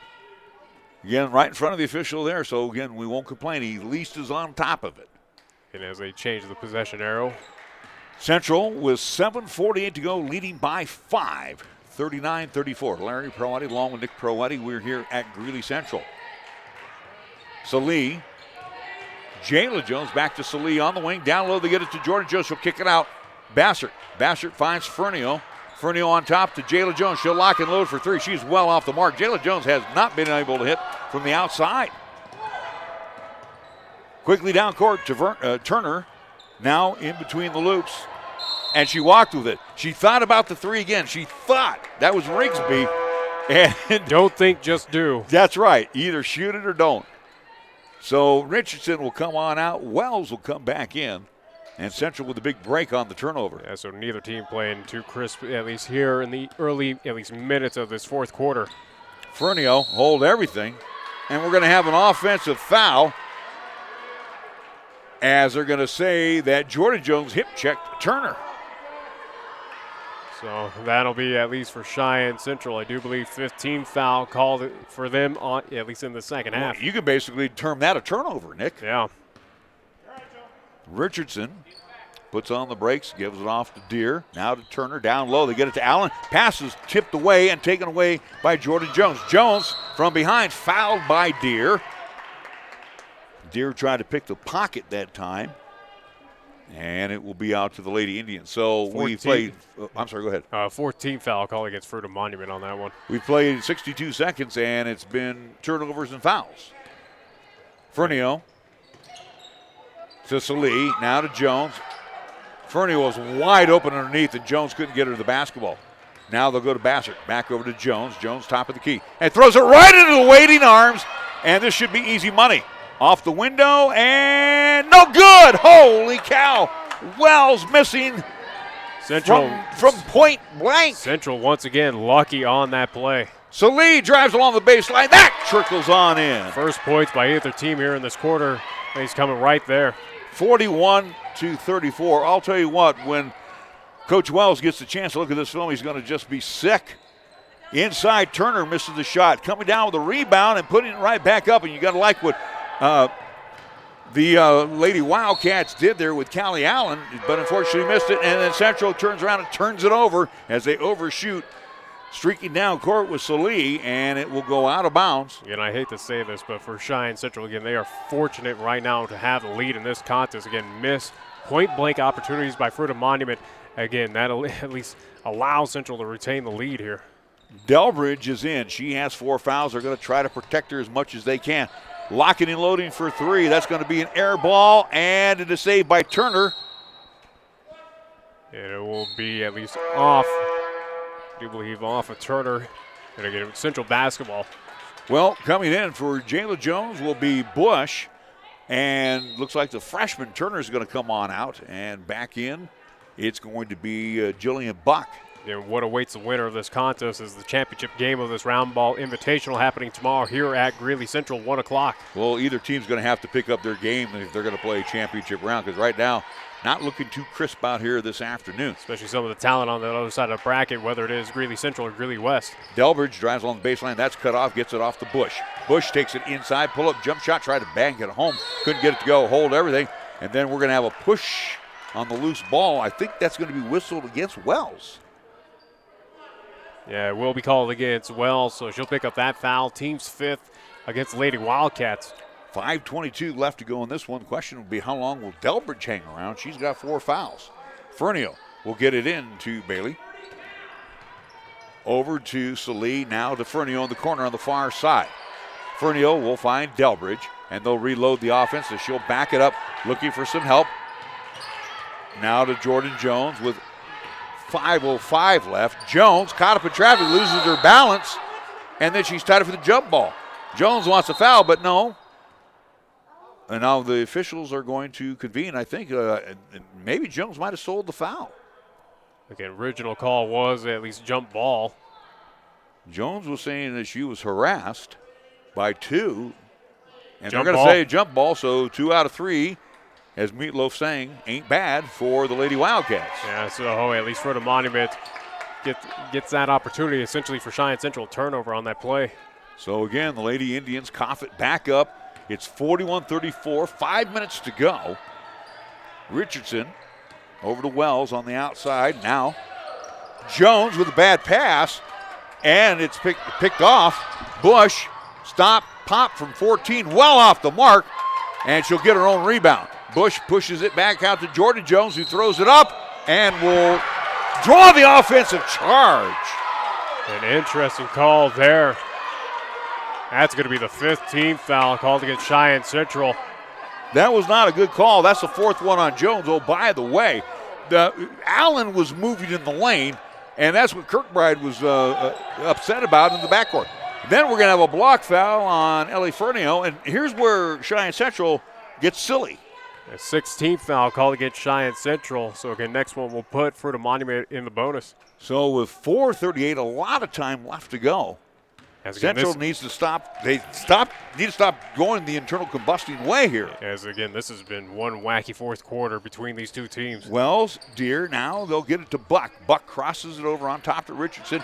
Now they'll go to Allen. Allen throws it into the hands of Buck, who loses it, but luckily, standing along the baseline was Allen, but Buck was parked in the zone too long.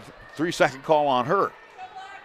So we're going to turn over there by Fruita-Monument, an opportunity for Cheyenne Central to at least, again, put more points up and extend out this lead that they have. Coach Wells stands on the side, wanted an explanation from the officials, doesn't get it. He didn't think that Buck was parked in the lane. Salee bounces it out to Jordan, and then she will be fouled by Callie Allen.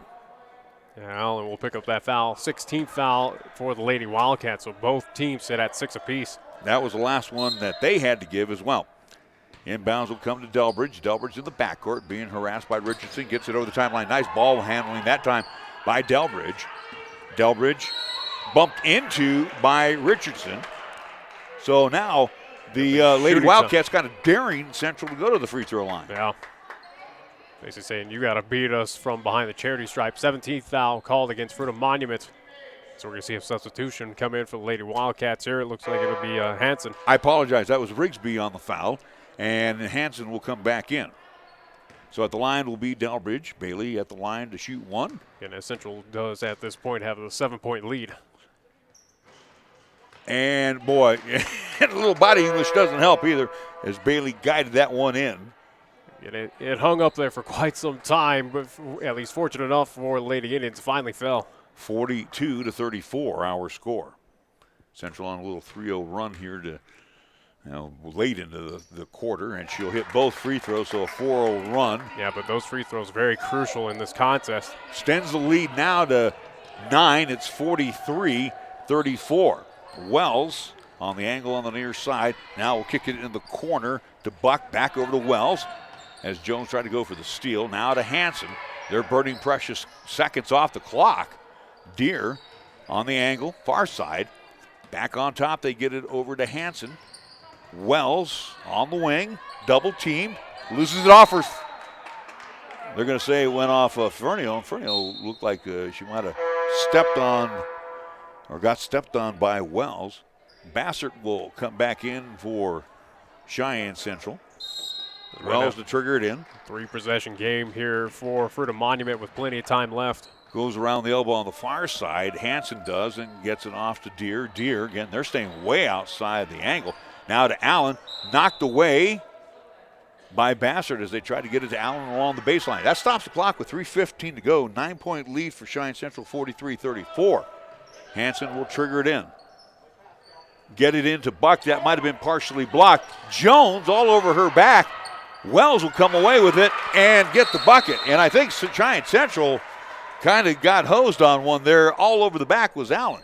So a quick timeout called by the Lady Wildcats. It's 43-36 in favor of Cheyenne Central. Back after this 30-second timeout on 1480 KRAE.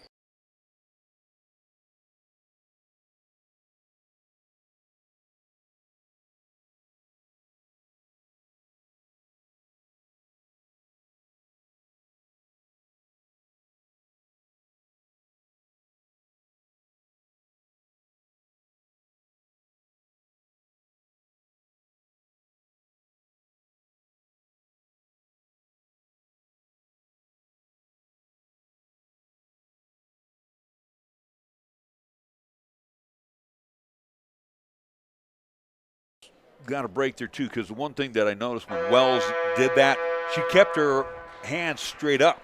Yeah. She didn't bend them over. Which, again, has been something that, at least for Jayla Jones, she's had issues, and again, they've been calling that all day.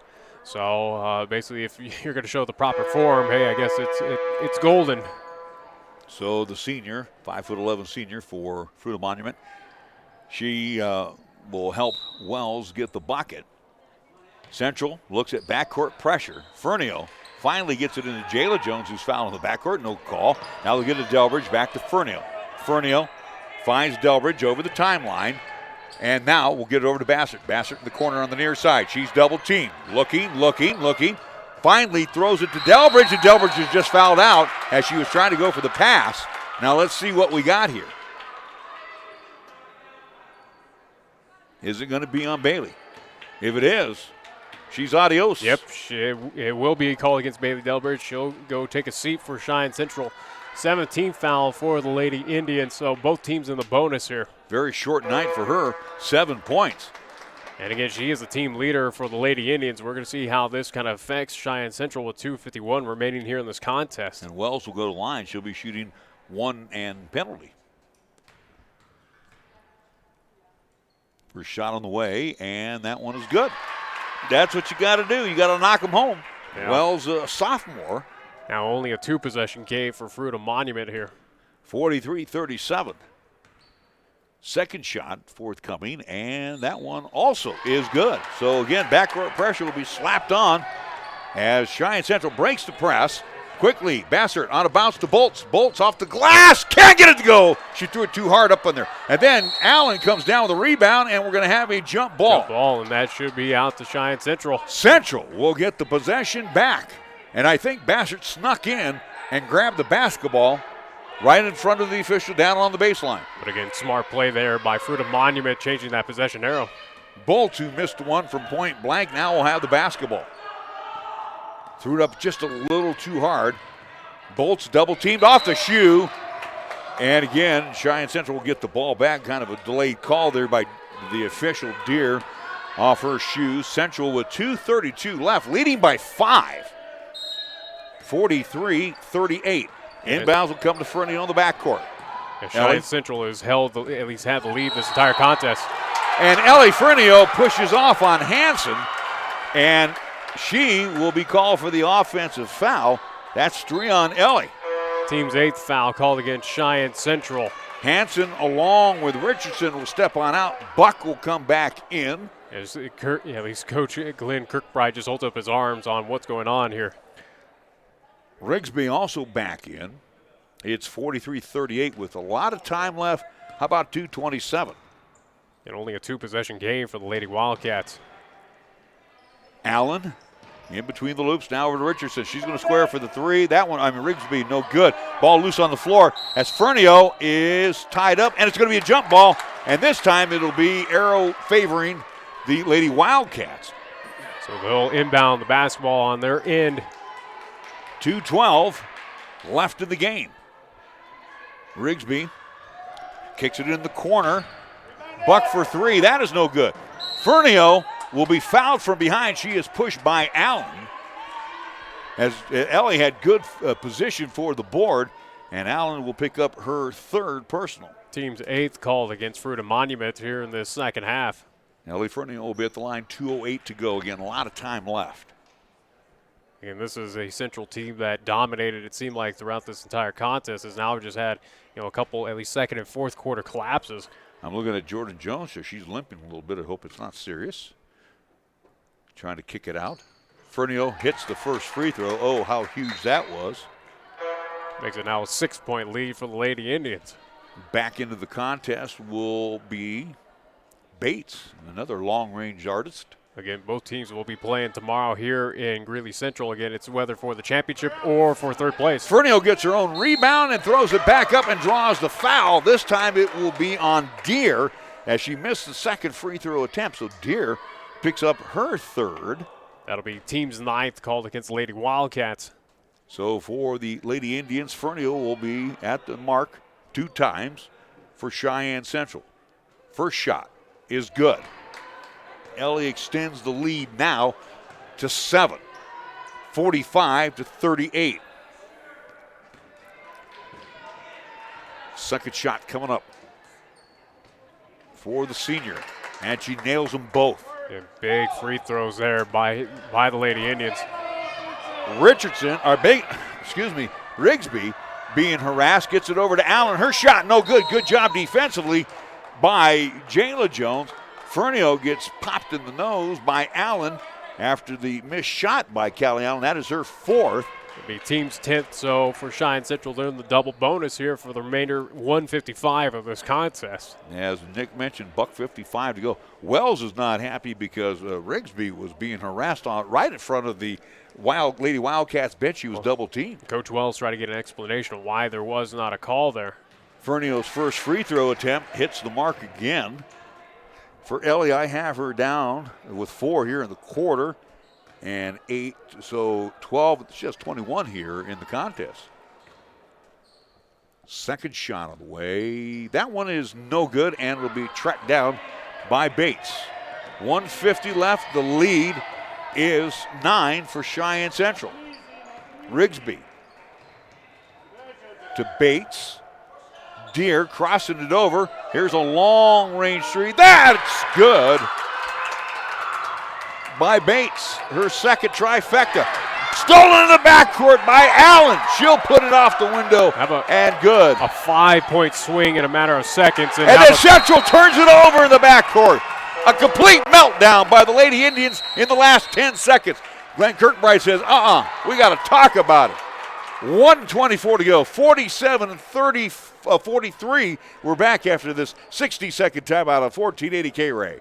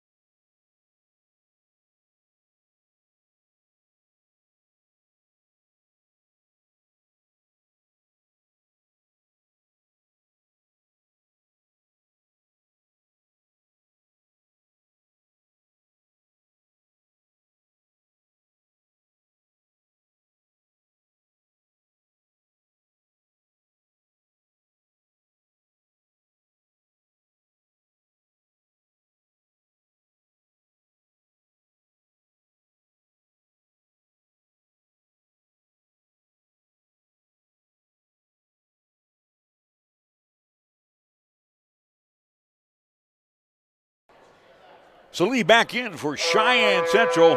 Whoa, what a meltdown here by the Lady Indians as they now lead by 4. A lot of time left as Rigsby gets it over the timeline. Gives it off to Allen, back to Rigsby.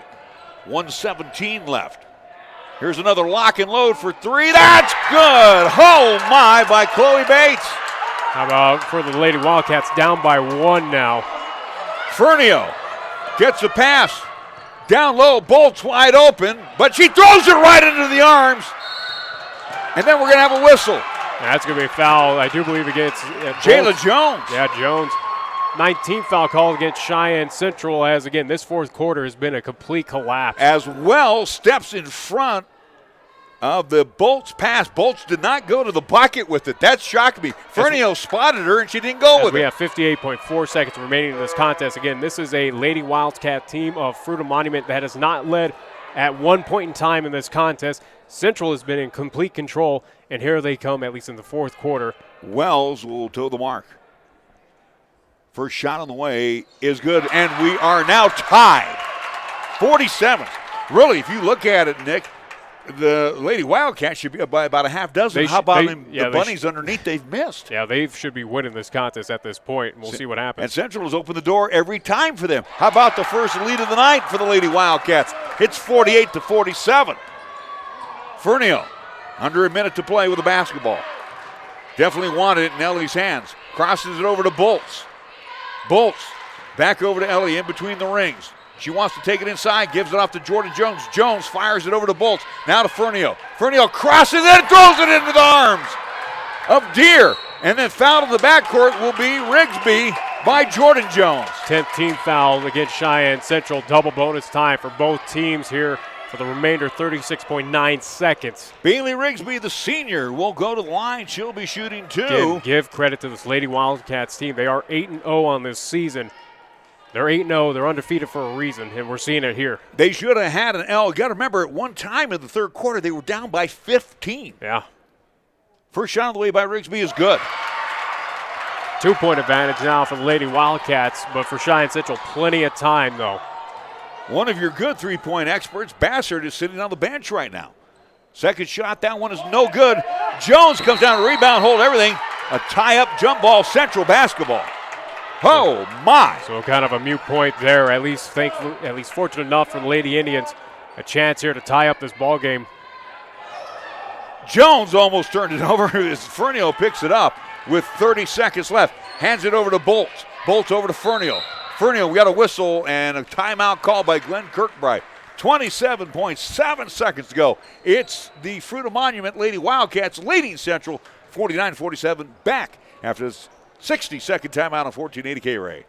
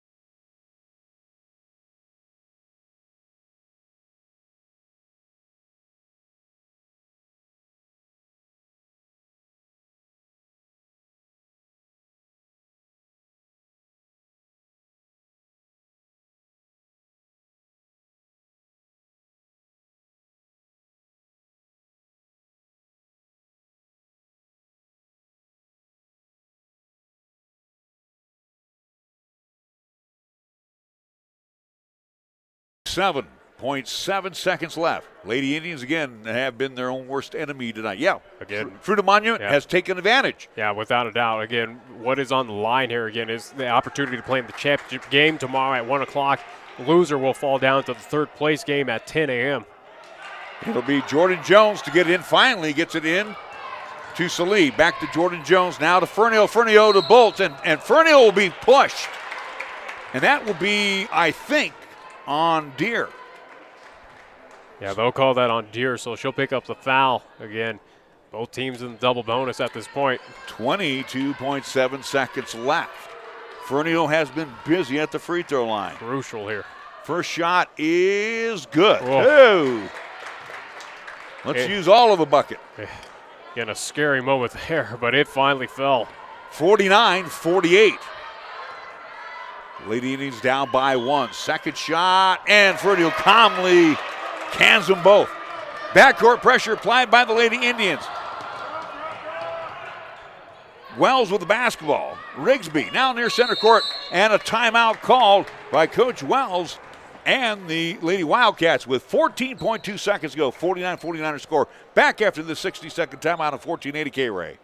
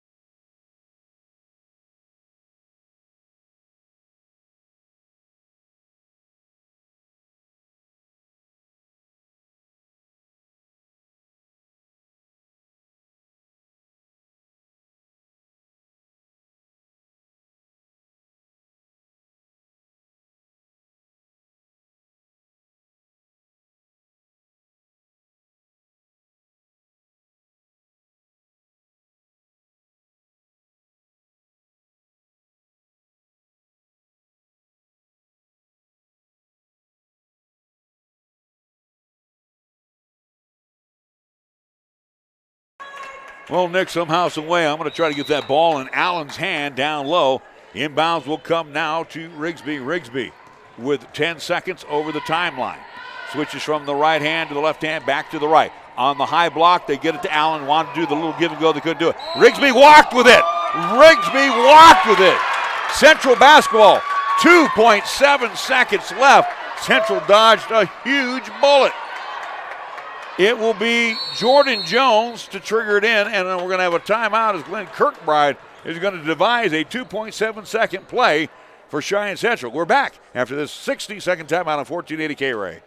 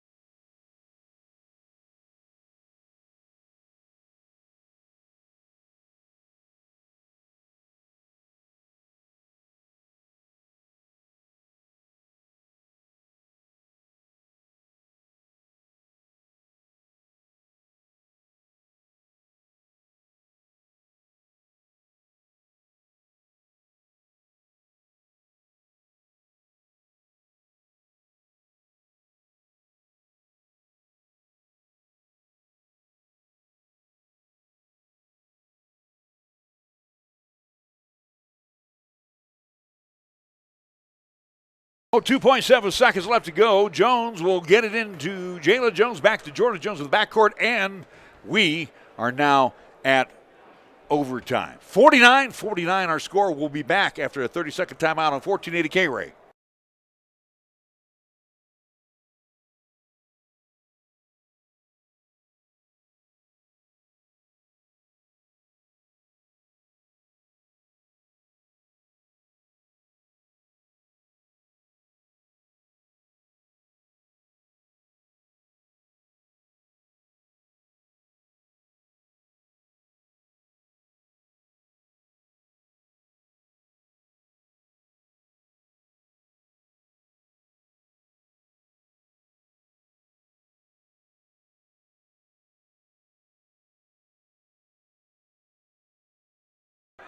All right, we have gone to overtime as the Lady Indians, along with the Lady Wildcats, are ready to play 4 more minutes. It's not first 2 scores. Yeah. 4 minutes of basketball.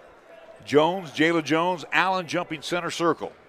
Again, this is a Central team that entire contest, except for the past couple minutes, had led this game. Tap will come down into the hands of Wells.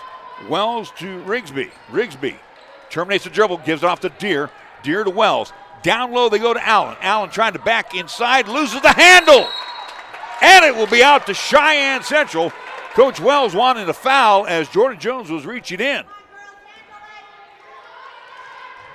Bolts to trigger it in, does so. To Salee, back to Bolts. Now to Jayla Jones. Jones to Fernio. Ellie over to Salee. Salee drives along the baseline. That's cut off. Kicks it back out to Jordan Jones. Now to Bolts. Bolts will set it up near center court. On a bounce over to Fernio. Ellie can't get inside. She'll step back for the 3. Can't get it to go. Tracked down by Allen. Allen double teamed at the back. Throws it away. Threw it behind Rigsby, and it will be out to the Lady Indians. And another chance here for the Lady Indians to regain the lead. 3:18 left to go in the OT. Fernio will get into Bolts. Bolts in the corner, double teamed. Gets it over to Fernio. Dumps it down low to Jones. Jones using the big body. And she will travel with it. She was pirouetting around the baseline, and Deere was in her face. Yeah, good defense there by Deere, causing that turnover. The first 51 seconds has been a turnover fest. It's been interesting. We haven't even seen a shot yet. Deere push it up quickly with the left hand. Kicks it out to Wells. Wells now to Rigsby in between the loops. Rigsby with the right hand. Sends it back on top, wide open. Bates for 3 off the back of the iron. Long rebound comes out to Jayla Jones. Jones loses the ball. Nobody there to help her. Turner comes away with it. Now over to Turner for 3. It's good. Oh, Central kicked themselves for turning it over. Again, a game that has been at least the theme of a Central High collapse. Fernio to Jordan Jones. It's 52-49. 2:25 left. Bolts backs it out. Again, zone pressed into play right now. Fernio drives along the baseline, uses the big body, and draws the foul on Allen. Allen should be gone, if that is her. Yeah, it will be called against Allen, so that will be her 5th foul. So she will exit this contest. And we'll see what Coach Wells decides to at least replace her with, if he's going to take his time. It will send Fernio to the line. She'll be shooting a pair. Callie Allen, what a marvelous job she did today. Yeah, and again, she was outsized throughout much of the contest. In for, at least as a replacement, will be one Emily Richardson.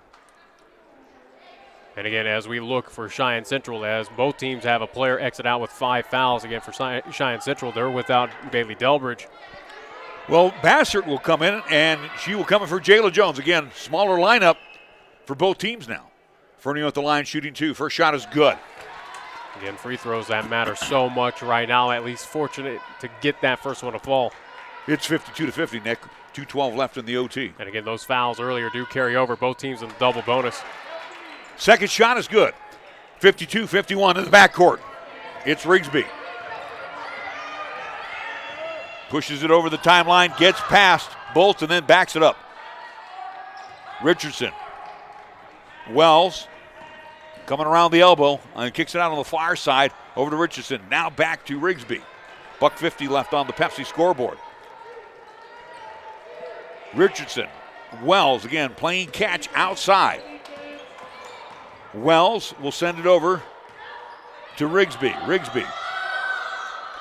Richardson now to Bates. Bates has been the killer for the Lady Wildcats. As the Lady Wildcats just trying to kill time off the clock here. Doing a great job. And finally hitting the deck with the foul is Wells, and the foul will be called on, it looked like Salee, only her second. Yeah.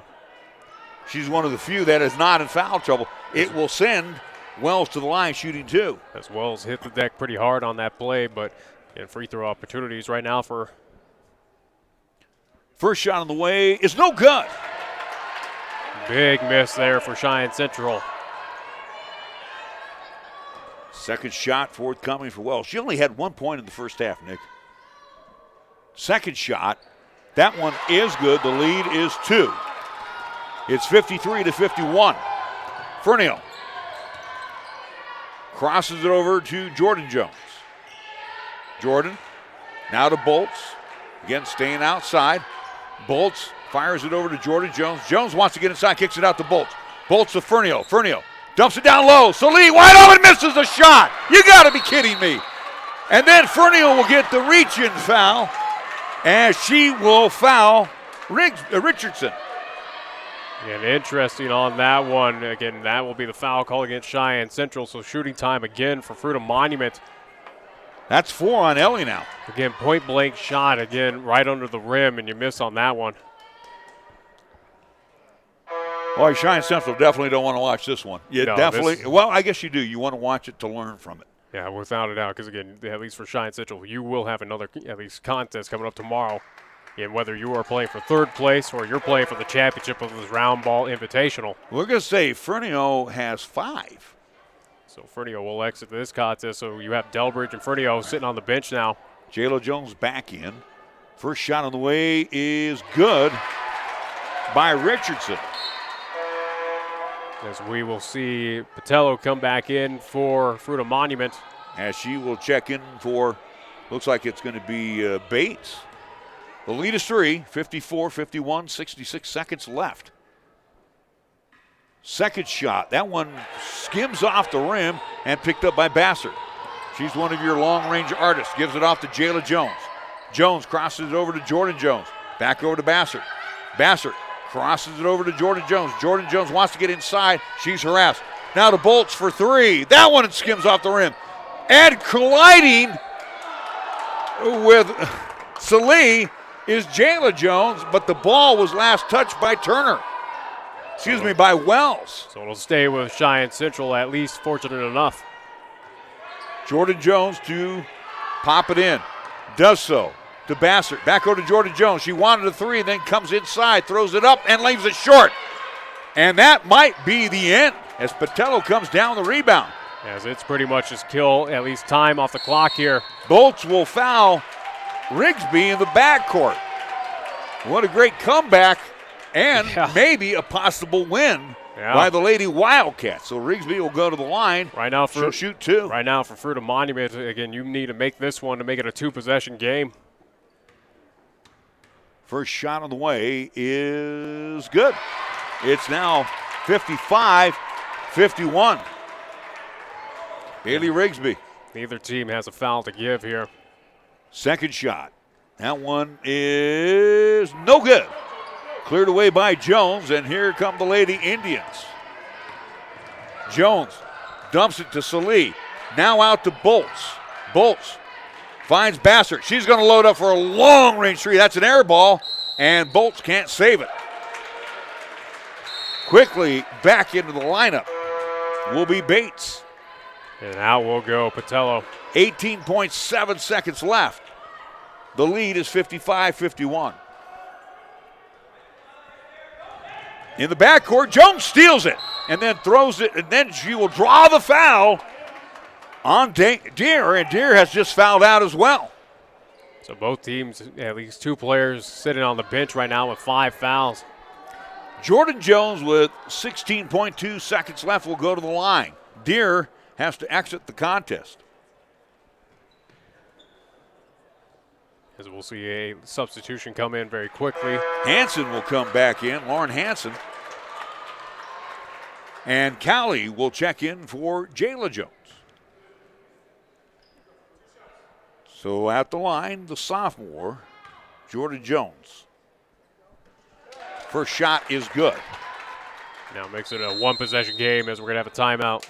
Timeout called with 16.2 seconds left to go in the overtime frame. We're back after this 30-second timeout on 1480 KRAE.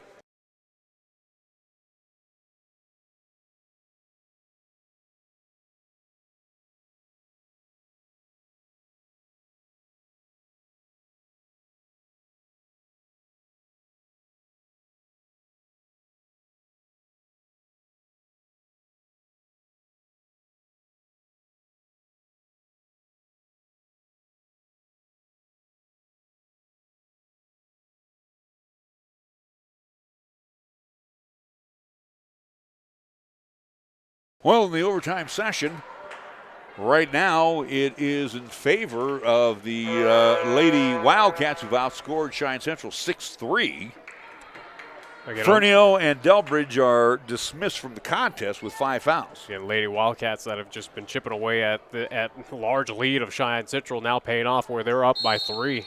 Jones will be at the line. She has one more shot. Central trails by 3, 55-52. The sophomore eyes it, fires it, and gets. 55-53. 16.2 seconds left to go. Rigsby to trigger it in, looking for somebody, and finally it's knocked away by Jordan Jones into the hands of Bassert off the window. Good! We're tied. 55. Oh my! In the backcourt again. And a double dribble! Double dribble by Wells. Wells got harassed and the ball popped off her chest. And she double dribbled it, so Cheyenne Central with 3.1 seconds to go will get the ball back, and Glenn Kirkbride wants a timeout. 55-55 our score. We'll be back after this 30-second timeout on 1480 KRAE.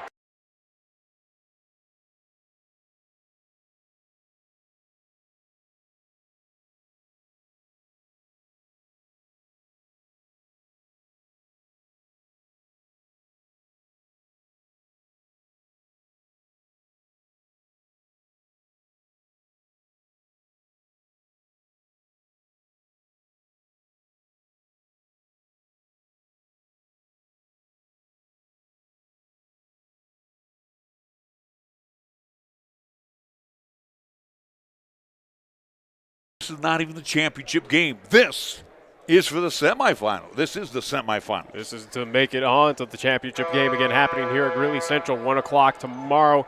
They await the winner, whether it's Fruita-Monument, whether it's Cheyenne Central. They await the winner of Greeley Central and Greeley West. Lady Indians have 3.1 seconds to go on the floor.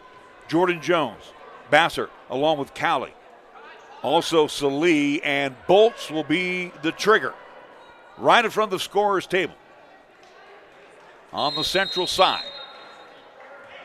She taps the basketball. Gets it into Jones. Jones trying to get inside with no time left. Throws out the window. Good! Holy cow! She did it! Jordan Jones high off the glass. Central wins 57-55. We got to take a 2-minute timeout. We'll be back right after this on 1480 KRAE.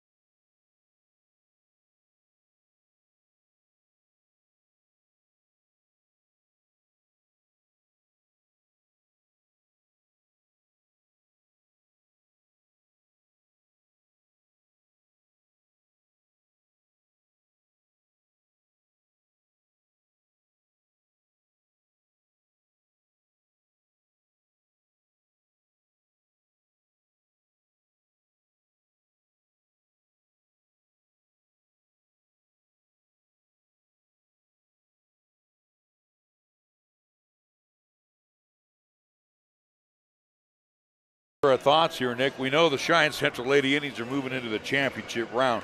We also know they got to play much better tomorrow in that championship round, but a win's a win. Scoring by the quarters for Cheyenne Central. 13, 11, 15, 10, most importantly 8 in the overtime.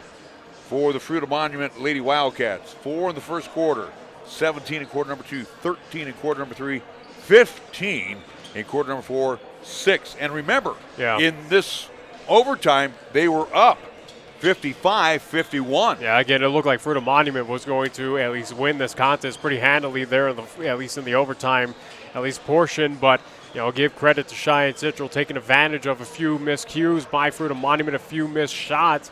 And, again, that beautiful inbound play and last-second buzzer beater shot there by the Lady Indians. And, again, they move on to at least the championship round as bringing up that. Again, they will play tomorrow here at Greeley Central, a game that we will have here on 1480 KRAE at 1 o'clock as they await the winner of Greeley Central and Greeley West. That game happening tonight here at Greeley Central after this boys contest ends between Central and Fruita-Monument. Again, that is at tentative for 6 o'clock here at Greeley Central. But, you know, we look back to this, at least ladies contest between these two. Themes of at least this game of what we just saw. Again, Cheyenne Central did everything they could in their power to give away this game. Basically say, hey, Fruita-Monument, take this win from us without a doubt. Again, we're talking a Lady Indians team that had a 15-point lead. They led majority of this contest all the way up until about 2 minutes remaining in the fourth quarter, to at least to the point where Cheyenne Central, or at least Fruita-Monument, took their first lead and got it all taken care of. So, but it stands where Cheyenne Central does come away with a victory by 2 points, 57-55. What we're going to do is take a 2-minute timeout, calculate some more stats, get ready for our boys action here on 1480 KRAE. If you're looking for fun and adventure, Kia of Cheyenne is the place to start, and the 2019 Kia Sorento will help you find it. I'm AJ Miller, and the 2019 Kia Sorento will give you what you need to make things happen. This vehicle has plenty of power, all-season traction, safety features, technology, and comfort for any road you're on. The Kia Sorento offers plenty of standard features for the money, and we're all about saving you money. Come in, call 775-0123, or go to KiaofCheyenne.com, and we'll make it easy.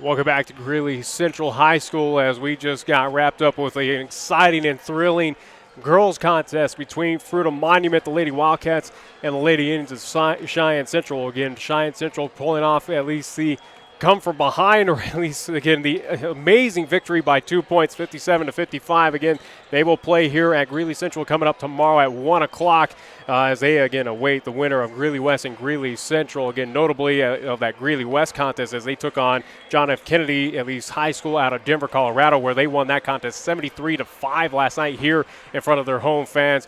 As, again, we have at least Coach Kirkbride, and we might take a timeout to get everything set up for them. Let's do a quick 30-second timeout. We'll be right back here on 1480 KRAE. College. It's filled with classrooms, instructors, and exams. But beyond that, it's filled with curiosity, budding friendships, insightful conversations, and so many opportunities. There will be people like you, and you, and you. You'll work, you'll play, you'll struggle, and you'll succeed. But when you allow yourself to pursue your dreams, you'll learn what you're truly made of.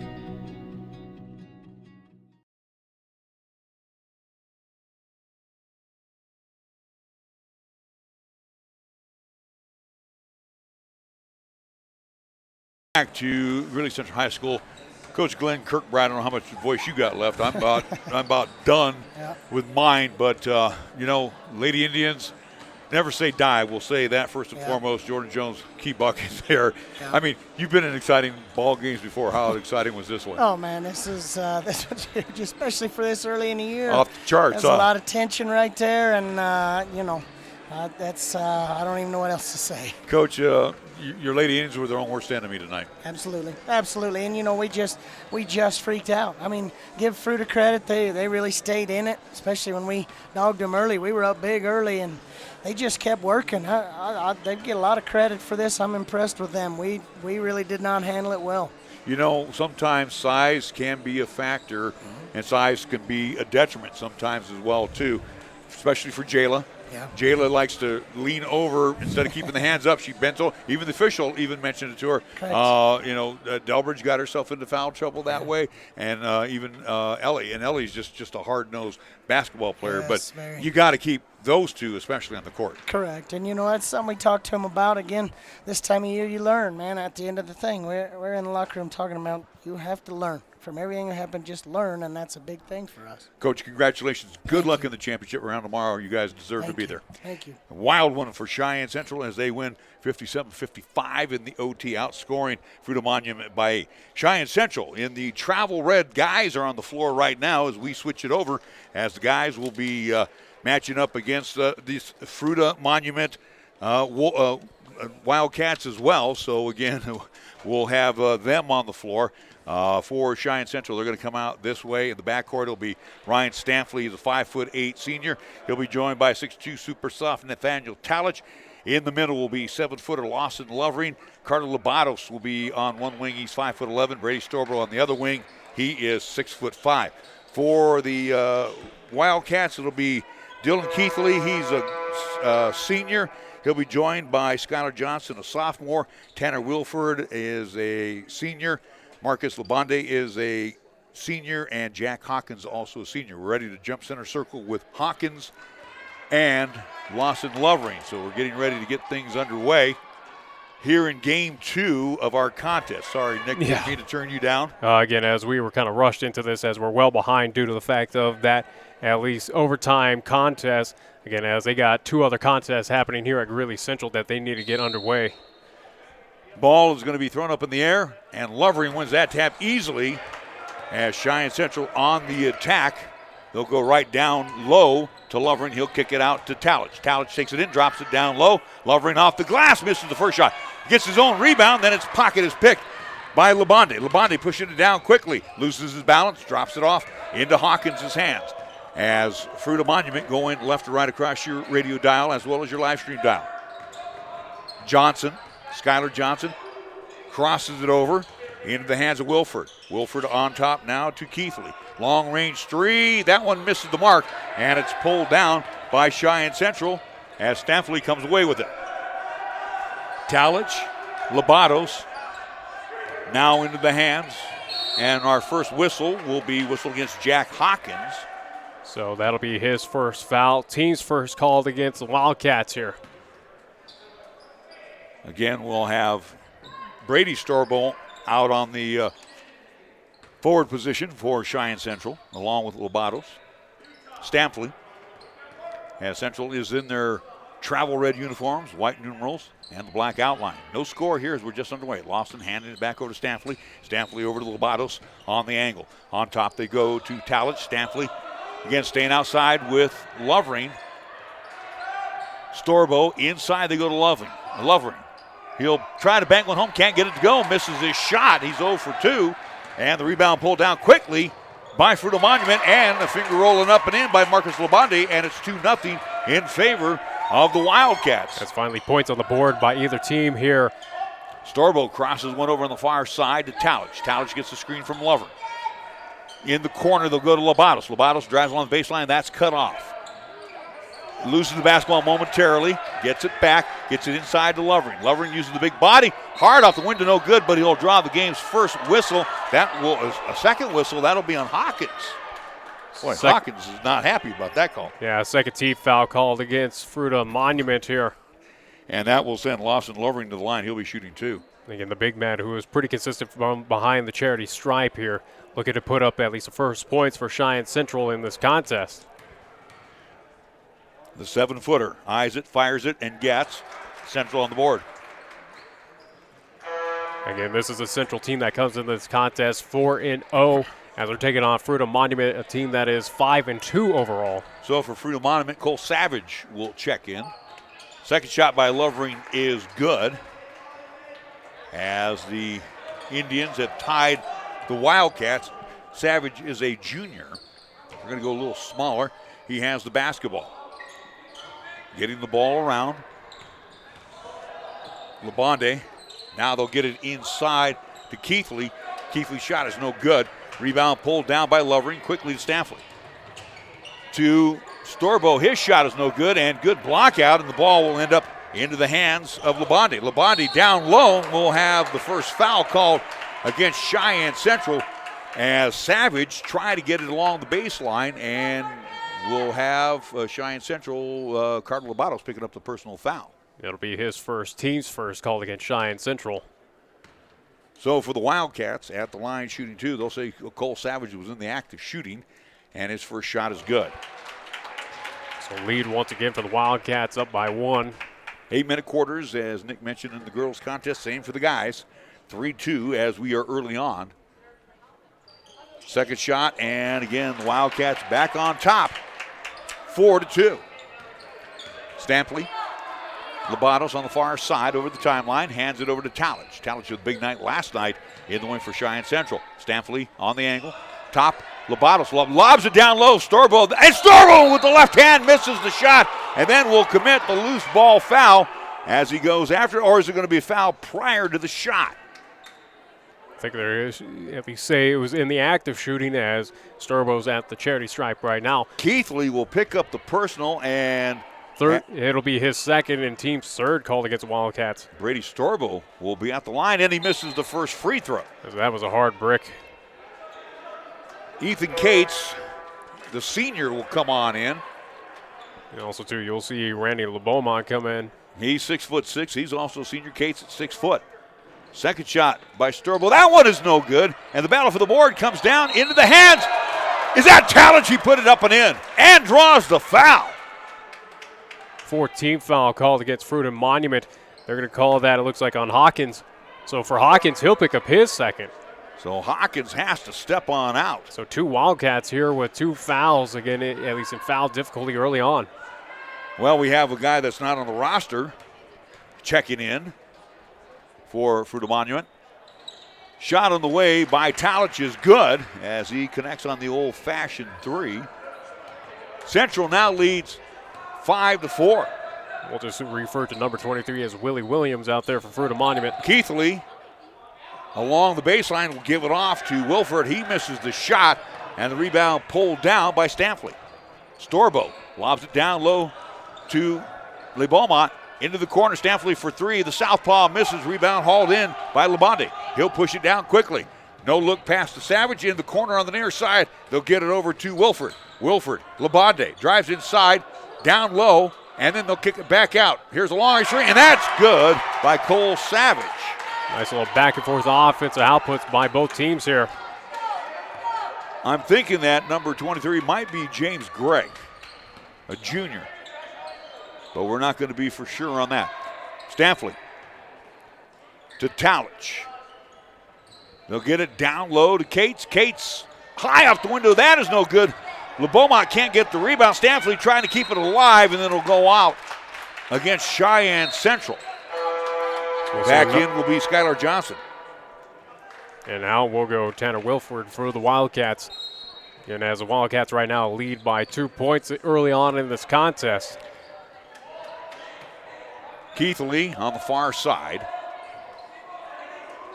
As they get it out of Savage. Savage, Keithley in the corner. Lock and load for 3. Almost off the back of the iron.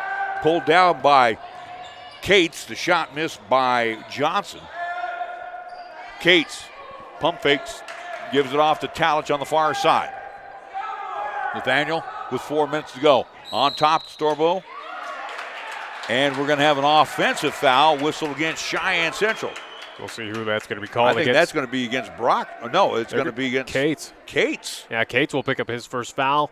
That'll be team's second called against Cheyenne Central. Cates got an early foul trouble last night. I want to mention that Brock Storbo was also in. He's a junior. He's 6'5". Labonte out to Keithley. Back to Labonte. Labonte on the angle. And Storbo goes for the steal but can't get it. Ends up in the hands of Keithley and out of Labonte for 3. That is no good. Ball loose on the floor. Labonte crashes in, but Talich comes away with it. Cheyenne Central with a 3-on-3. Talich takes it up. Finger rolls it up. Can't get it to go. And check that. LeBeaumont has it go off his fingertips and out. Cheyenne Central returns with Lovering and Labatos. And now we'll go, it looks like, LeBeaumont and also to Stampley. Stampley that needs at least gets a good deserved break after what he's been doing on the court so far. Central trails 7-5. Keithley. Johnson. Now Labonte inside, has the ball knocked away, taken away by Lovering. Lovering down court and he overshoots. Talich. A turnover by Cheyenne Central. Wilford will come in. Talich had 2 steps on everybody. And good defensive play there by Lawson Lovering, but again, it equates to a turnover and Wildcats basketball once again. So for the Wildcats, Johnson gets it to Labonte, back out to Johnson. Now on the far side, they'll go over to Wilford. Wilford, Johnson. Johnson back over to Wilford. Wilford with the left hand trying to spin inside. He can't do so. It's cut off by Labatos. Long range 3, lock, load, hold, everything. We are going to have a loose ball foul. It's going to be called against Lawson Lovering. So the big man will pick up his first foul. Team's third called against Cheyenne Central. Cheyenne Central not looking like the team we saw last night. Again, we're seeing two different Central teams here on the court here today. Labados knocks the ball away from Wilford. Wilford didn't even know what hit him there as Labados with those quick hands knocks it out. But it'll stay with Fruita-Monument. Savage will trigger it in from the corner on the near side. His pass is tipped, but it'll end up in Labonte's hand. Across the way, they will go to Savage. Savage on the angle, then hold everything, and then he's going to be fouled by Brock Storbo. Yeah, Brock will pick up that foul, his first, and that'll be team's fourth. Cheyenne Central starting to add them up here in the first quarter. So you're going to at least swap out twin for twin. So for Brock, in comes Brady. So with 2:47 left to go in the period, it's still 7-5. We've been stuck on 7-5 for quite a bit. Inbounds will come to Wilford. Check that Labonte. Labonte dumps it down low, and it will go on in. It swirled for quite a few at least seconds, and then finally fell for the Wildcats, who now have a 4-point advantage. It's 9-5. Again, he's not listed on our roster. Lovering loses the handle, but Labados is there to pick it up along the baseline, drops it back into the hands of Lovering. Out on top to Cates. In the corner they go to Brady Storber, down low to Lovering. Out to Cates, lock load for three, bang! That was a much-needed three there for the Indians. Ethan Cates cuts it down about to 1-9-8.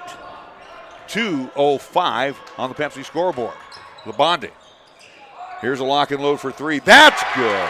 Nothing but the bottom of the net for Skylar Johnson. And that one hurts there, and answered back by the Wildcats. 12-8 hour score with $1:50 left. Talich hands it over to Labados. Labados now to Cates. Cates trying to get inside, has to kick it back out to Storbo. Storbo now to Talich. Talich between the rings. Over to Storbo. Storbo steps for the three. That one off the back of the iron. Labados comes out for the long rebound. Gives it off in the corner to Cates for three. Bang! Back-to-back trifectas for Ethan Cates. It's raining threes here by both teams here in this quarter. 12-11 after a scoring drought by both teams. Central down by one.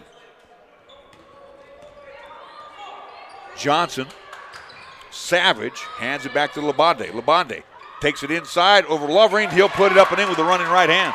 As now both offenses filling it for both the Wildcats and the Indians here. Talich with 63 seconds left. Hands it over to Lovering. Back to Talich. Now to Cates.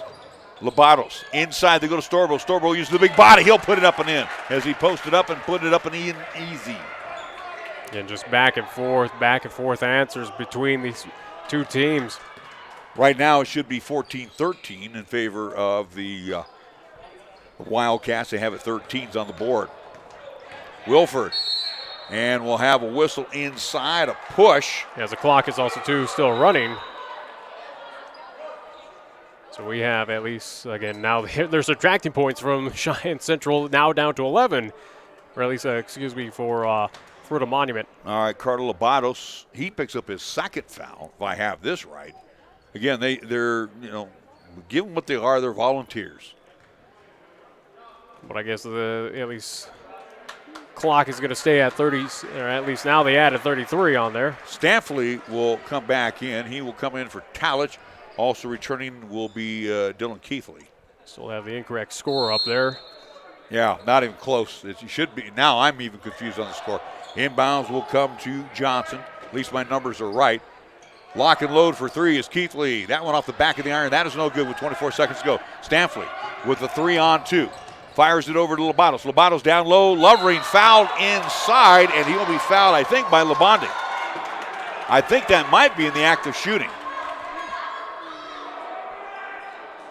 They're going to say no on the floor. Yeah, they're going to say on the floor. 2 shots, though. It'll be Keithley. Keithley will pick up that foul, his third. That quick, he picks up his third foul.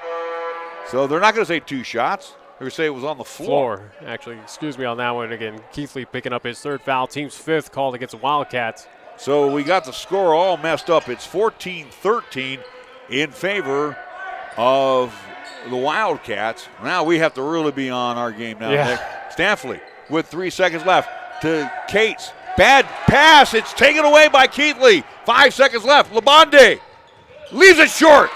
And Le Beaumont comes down the rebound, and Central dodges the bullet. After one, it's Fruita-Monument 14, Cheyenne Central 13. We're back after the 60-second timeout.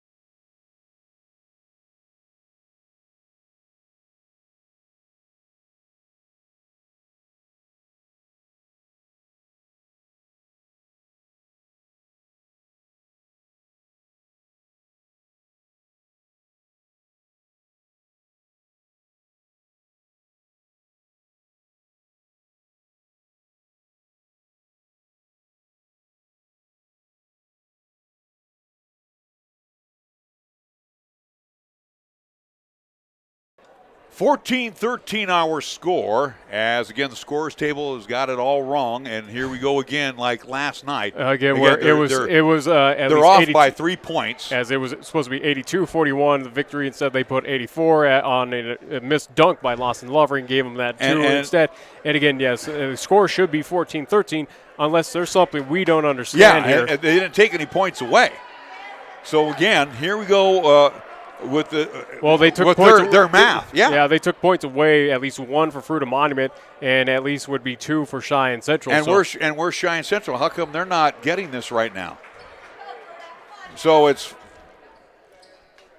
again, now we got to go with the score. Now we got to time out because again, I have 14-13. Yeah, it should be 14-13. Advantage of Fruita-Monument up by 1 point. And again, as we have yet another delay down here in Greeley, Colorado, due to at least scorer's table. And now they're going to leave it at 13-11. You got to be kidding me. Oh, my goodness. 13-11, that is where we're at. I'm going to go with that. I mean, yeah. Even Tag Lane now wants to come over what's going on. Here's a long-range three launched and no good by Johnson. So what we're going to basically say is Ethan Cates got a foul inside, and that would be on Keithley. That would be his 4th. So let's see. That'll be his 4th foul. It'll be team 6. Do we have that right, scorer's table? No, they have 3 on there. Well, they haven't added it up yet. They're still trying to get that all adjusted. That's 4 that we have. And it's shooting time for Cheyenne Central. As again, we're going to have another delay here. As again, we're going to have to go to manual output. Again, I'm surprised nobody catches the score that's wrong right now. It's 13-11. So I guess for Cates, I'm going to take away his 3s and give him 2s. Yeah. But it will be shooting time, though, however, for Cheyenne Central, as, again, they're adding up more fouls. Again, the scoreboard here is just kind of a moot point. I'm going to take away Savage's 3 and give him a 2. Yeah. This is ridiculous. At the line will be Le Beaumont for the 1 penalty, and it won't go. Battle for the rebound, and over the back, no doubt about that one, is Brady Storbo. That foul I can call. That's a 16th foul called against Cheyenne Central. And Brock Storbo will come in quickly. And at least Brady Storbo, he'll pick up his 1st foul. So, again, want to mention, too, sitting on the bench now with 4 fouls, as they do have Keithley, right? Yeah. Labonde trying to drive along the baseline on the near side. His jump shot hits the rim, no good. Rebound pulled down, and it'll be thrown right into the hands of Talich. Here comes Talich pushing it up to Cates. Cates trying to find Le Beaumont underneath, and it's knocked away. I think it was Labonde getting a hand on. I got Labonde, I got Le Beaumont. I got a scorer that doesn't know how to count. They're giving me fits here, Nick. Yeah. Inbounds will come. That's a 3 that time for Cates. He misses it. Rebound pulled down by Labonde. Off the window and no good by Johnson. He rushed the shot, and Le Beaumont comes down the rebound. Stamfley now to Talich. Inside they go to Le Beaumont. He backs in. and travels with it. Took one extra step, and Cheyenne Central does not look crisp at all tonight. Well, again, this has just been one wacky contest here between these two teams. Again, with the score issues, with, again, just turnovers and just everything, it's just been one of those games. And, again, we'll have to go back to at least that score change of if that might be a game changer here. Well, you got Labonde who's going to call the offensive foul. Are they going to call it on Talich? Yeah, they're going to call that on Oh, Talich. my, that is a terrible call. So that'll be the Labonde's fighting off Talich, and then he gets called for the foul. 17th foul, I do believe, was Cheyenne Central. I am not entirely sure as they added the foul to Fruita-Monument, who is the home team. Again, I have no idea. Nobody's paying any attention around here, and we got a timeout called by the Wildcats. And I feel bad for both the Wildcats and the Indians. They got to be put through this. Yeah. 6:54 hour time. We're back after this 30-second timeout of 1480 KRAE.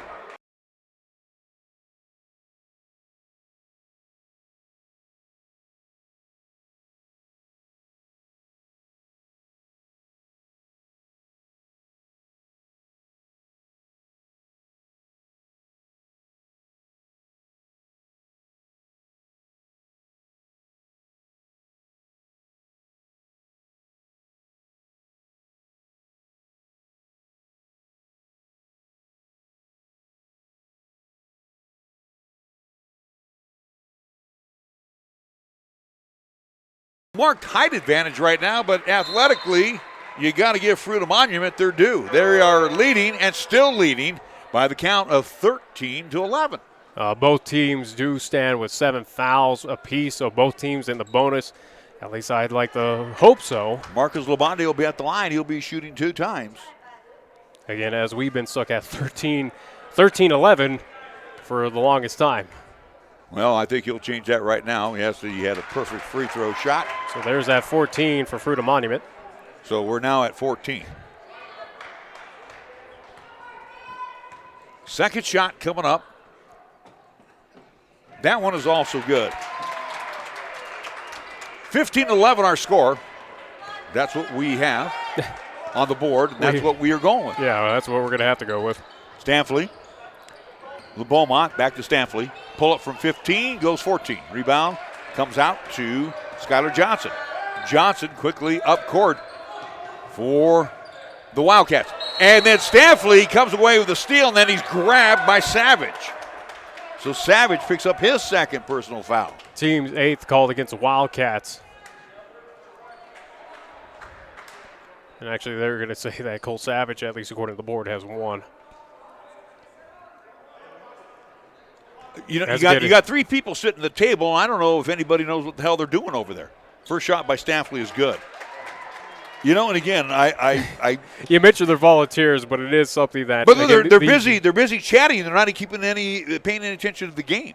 Well, you got somebody doing the book, and they don't have a clue what they're doing. Second shot is also good. And again, this is something that matters. This is not a scrimmage contest. This means to someone's record. You know, again, it means to at least Cheyenne Central their perfect record. 15-13 our score. Wilford. Savage along the baseline. That's cut off. Inside and wide open is 23. He'll put it up and in. 17-13 now. 4-point advantage for the Wildcats. They'll get it into LeBeaumont. LeBeaumont back over to Stanfley. On the wing, down low. They get it to Brock Storvo. Storvo puts it up and in on the assist from Cates. And Cheyenne Central matching bucket for bucket now. Only down by 2, though, in this contest. 17-15. Savage on the far side. Can't get it down low. Has to kick it back out to Skylar Johnson. Johnson wants to take it inside. Goes over LeBeaumont, who missed the shot, and LeBeaumont misses the rebound. Long-range 3 by Labonde. Saved! And right into the hands of our unnamed character who has 6 points. Again, wide open under the basket as well, too, for the easy, at least putback. Boy, LeBeaumont takes it all the way and finger rolls it up and in. He took that from the free throw line. As now both teams feeling a bit of an offensive rhythm here. 19-17, Savage. Bad pass knocked away by Stanfley. Stanfley used the body and draws the foul, and he will draw that foul on Wilford. That'll be 19th foul against Fruita-Monument. And for Wilford, that should be his first. So at the line will be Ryan Stanfley. He is 2-2 from the free throw line, southpaw. Will toe the mark with the chance for Cheyenne Central to tie it. First shot is good. Lawson Lovering back in. He'll come in for Brock Storble. Hey, how about some Twin Towers out there right now? Yeah, and Ricardo Lobatos will come back in for Cheyenne Central too. As he will check in for Cates. Wow, this is an interesting move for Cheyenne Central. Going with the bigs. And we're tied at 19s. Stanfley hitting both free throws. He's 4-4 here in the quarter. 5 minutes to go. In the lineup now is Ethan Godovan. As Godovan has his pass into the hands of the Wildcats, and then Stanfley knocks it away. So again, Godovan, or Godovan that is, I'm sorry, Godovan.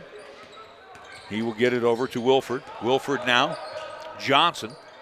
Labonde trying to get inside, kicks it back out. How about an NBA three? That is no good. Long rebound tracked down by Lobatos. Missed shot by Johnson. Talich off the window from the assist of Lobatos. And Cheyenne Central leads. Are we sure? Are we sure? It's 21-19? I guess so. 4:34 left to go. We'll be back after a 30-second timeout on 1480 KRAE.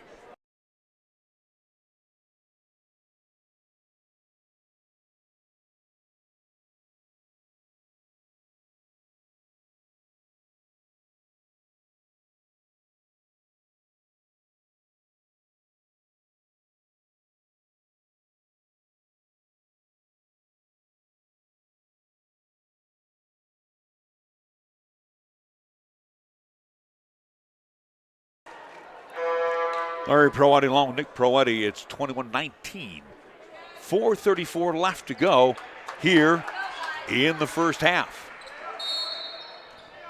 It will be Wildcats basketball. Labonde bringing it down. Now they'll find the Godovan. In the corner they go. Inside Labonde, off the glass, and good. And kind of off-balance shot there, but does fall through for the Wildcats. Nice ball movement by Fruita-Monument. Stanfley over the timeline. Finds Lovering to come out and help him. Now over to Lobatos. Lobatos on the far side. Hands it off to LeBeaumont. Back to Lobatos. Down low. Lovering wide open. And he will be fouled. If it's a continuation foul, yes it is.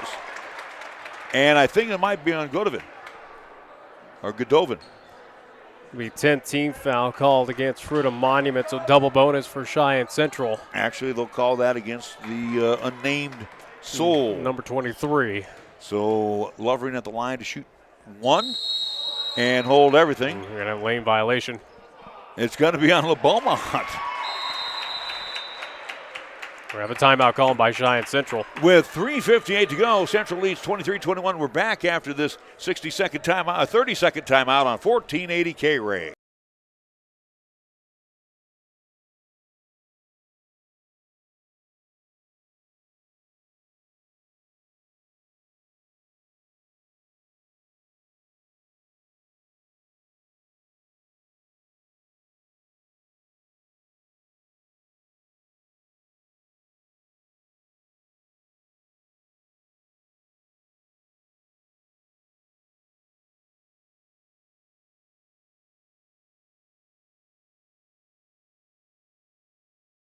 (23-21) Cheyenne Central again, not Cheyenne Central-esque here in the two games so far. Yeah, it's been kind of a just weird day here at Greeley Central in part of the semifinal matchup as both teams taking on Fruita-Monument High School. As the Wildcats trying to at least tie the game back on. Godovan, Labonde, Williford back over to Labonde on the far side now to Godovan. He wanted a three, and then we'll travel with it. Again, thought about it, and then decided to pass it and lost his balance, and we'll travel with it. Again, something that happens too often in the high school ranks, happens also too in JUCO of what we see with LCCC. All right, so it will be Ethan Cates back in for Cheyenne Central. He'll trigger it into Stanfley, along with Talich, LeBeaumont, and Lovering. LeBeaumont on the high post, takes it up, and lays it off the window and good. Oh, a nice job by Randy. He saw that wide open, took it up and in. Caught it out of the corner of his eye. 4-point advantage now for Cheyenne Central. 25-21. Goodovin hands it off, down low, wide open, putting the ball on the floor was Wilford. I don't know why he did that. He had a wide open look at the bucket and misses it. Stanfley quickly up for Cheyenne Central. On the wing, they go to Lovering. LeBeaumont hold everything and pushing from behind. We're going to have a foul, and it's going to be on Skylar Johnson. So double bonus again for Cheyenne Central here for the remainder of this first half. At the line will be LeBeaumont, and he's 0 for 1. He'll be there for 2 tries. Double bonus for Cheyenne Central. First shot of the way by the senior is no good. That's a brick off the back of the iron. Back into the lineup will be Cole Savage as he comes in for Goodovin. Second shot by LeBeaumont as Central tries to extend their lead to a nickel is good. So for Cheyenne Central, the score now 26-21 as Brady Storbow's back in. Cheyenne Central with a starting 5 minus Cates out there. As Cates in for Lobatos. Far side is Johnson. Johnson on top to Savage. Savage almost lost the handle. Gives it off to Labonde. Inside, they'll kick it out. Long range jump shot. That's good for 3. Are we sure? They're going to count it as a 3, 24-26. All right. Cates in the backcourt. Finally, we'll get it to Talich. You got to come back for it. And now we'll give it off to Stanfley. Cheyenne Central holding on to a 2-point advantage, 26-24. Talich with the left-hand dribble around the elbow. Now we'll get it on the near side to Cates. Stanfley inside down low. Storbo took his eye off the ball, lost the handle, and it's taken away by Wilford. Labonde, and they'll get it down court, and another bucket. And we feel bad for this young man. He's put in 11 points of their 26. We're tied. We'll get it for you at halftime. Lovering on top, hands it back to Stanfley. Cates squares for the 3. This one misses. Lovering comes down the rebound and puts it back. Nice job by Lawson Lovering. As Central now takes back the lead. With 1:45 left to go. Labonde on the far side, now on top to Johnson. Johnson inside to go to Wilford. Now he'll kick it out to Savage. He'll square for the 3. That one off the rim is no good as Lovering hits the deck. Stanfley comes away with the basketball, pulls up from 15, goes 14. Rebound pulled down by Johnson. Johnson, Labonde sneaks inside off the window and good. As again, we're just going back and forth between these two teams, just answering with all sorts of offense. Labonde has 10. Talich and hold everything. Now we're going to have an illegal screen set up by Lawson Lovering. That brings Tag Lane up.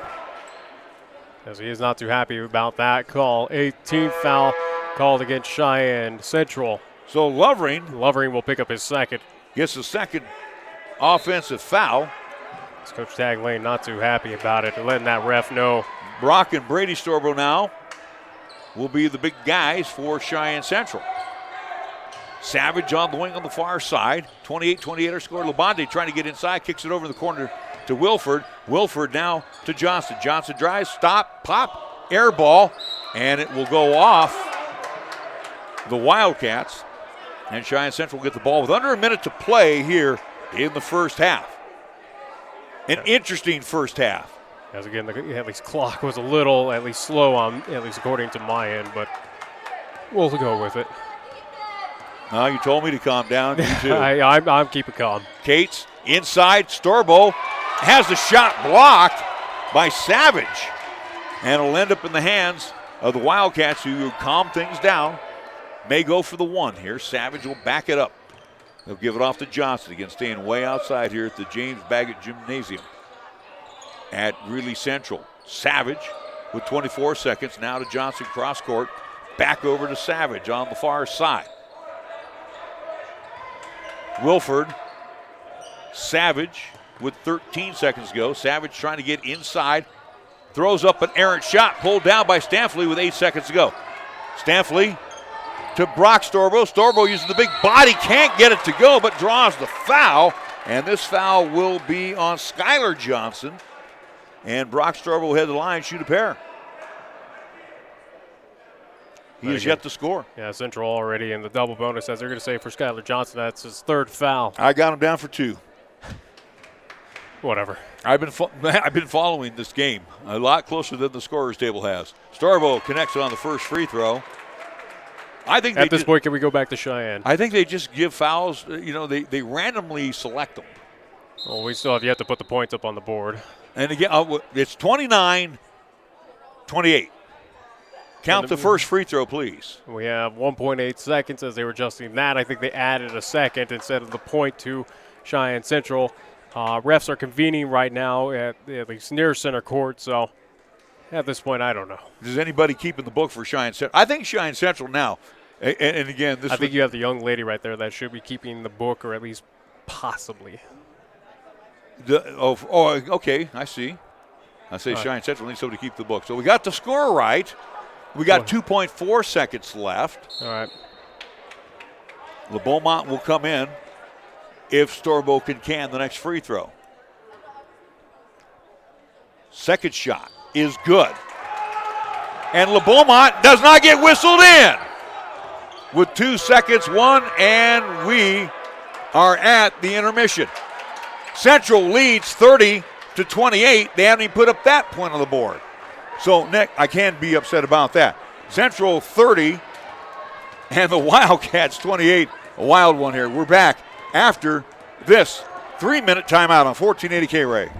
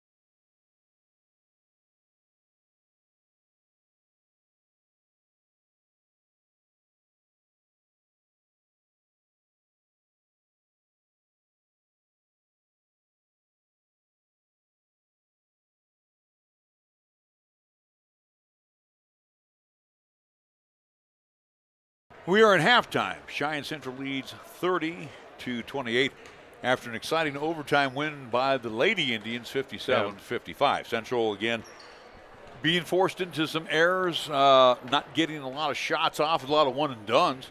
Good athleticism by Fruita-Monument. Scoring by the quarters for the Wildcats, scored 13 in the first and 15 in the second. We actually had it 14-13 after one, but they changed the scoreboard. I guess you got deducted some points for, I guess, bad chemistry. Yeah, it's either way, though. Again, we'll stick with the score that we have. And again, for Central, they scored 11 in the first, 19 in quarter number 2. We are right on the scoreboard. By the way, it's 30-28.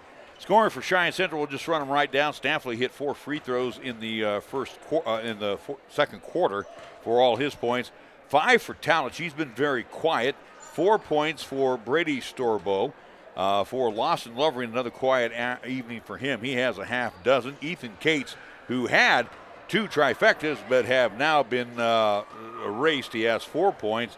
And for Brock Storbo, he has 2 points. And Randy LeBalmont off the bench has 5 for Cheyenne Central. For Fruita-Monument, and guess what? I got a name, Josh Henry. So again, to you Josh Henry fans out there who've been watching, probably wondering why we didn't know, Coach went, oh, I'm sorry.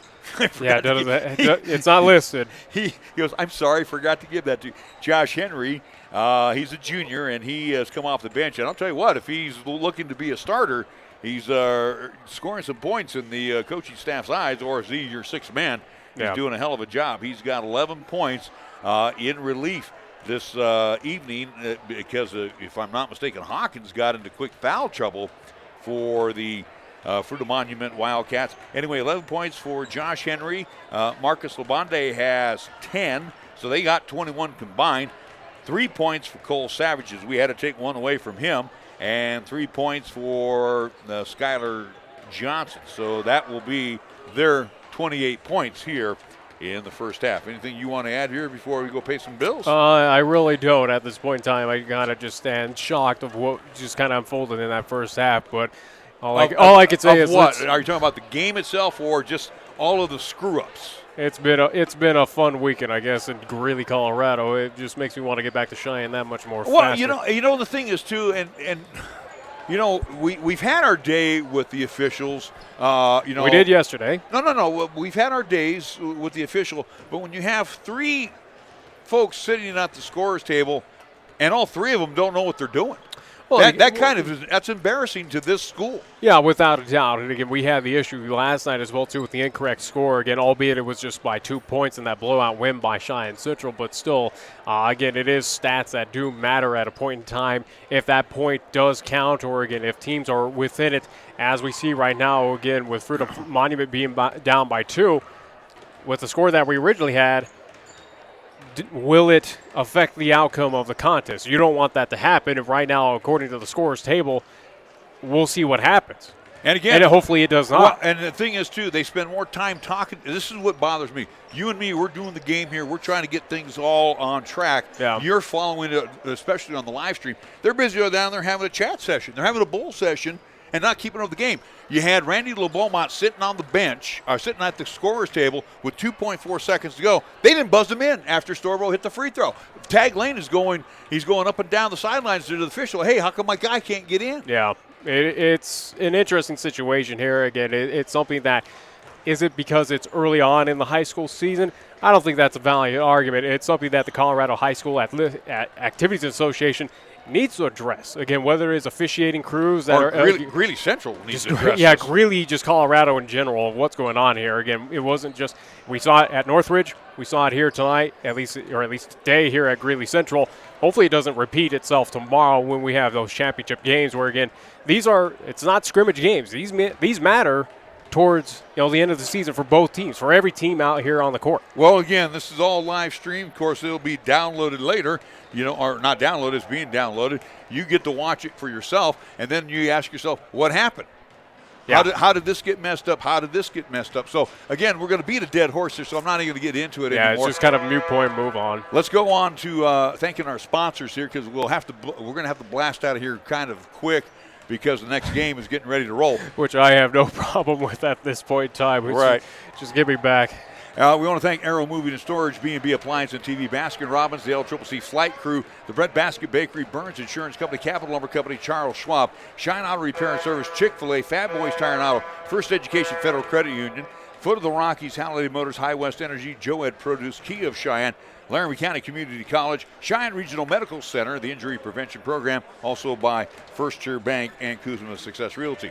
Again, at the intermission, as the Central Indians as well as the Wildcats of Fruita-Monument are back on the floor, Central holds on to and they are clinging to a 2-point advantage. We also want to thank MHP, LLP, Lennox Auto Body, Little Philly, Mary's Mountain Cookies, Medicap Pharmacy, Meridian Trust, Federal Credit Union, Merritt Plumbing and Heating, Page and Zach Lane at Number One Properties, Pepsi of Cheyenne with our Pepsi scoreboard, Pete's Builders, Platte Valley Bank, Taco John's, the Gill Window Company, Wyoming Department of Transportation, and Cheyenne Urological PC. We'll take a 60-second timeout, and we'll be back with the second half right after this on 1480 KRAE.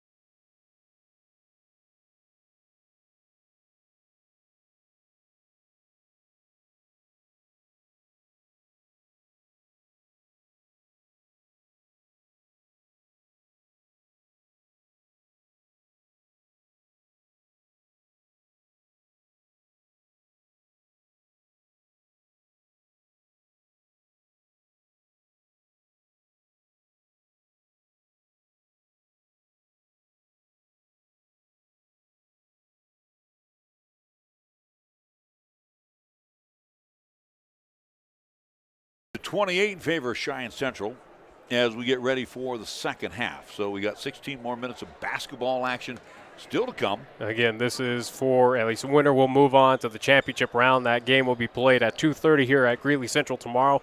They await at least the winner of the late night contest here at Greeley Central between Greeley West and Fort Collins High School.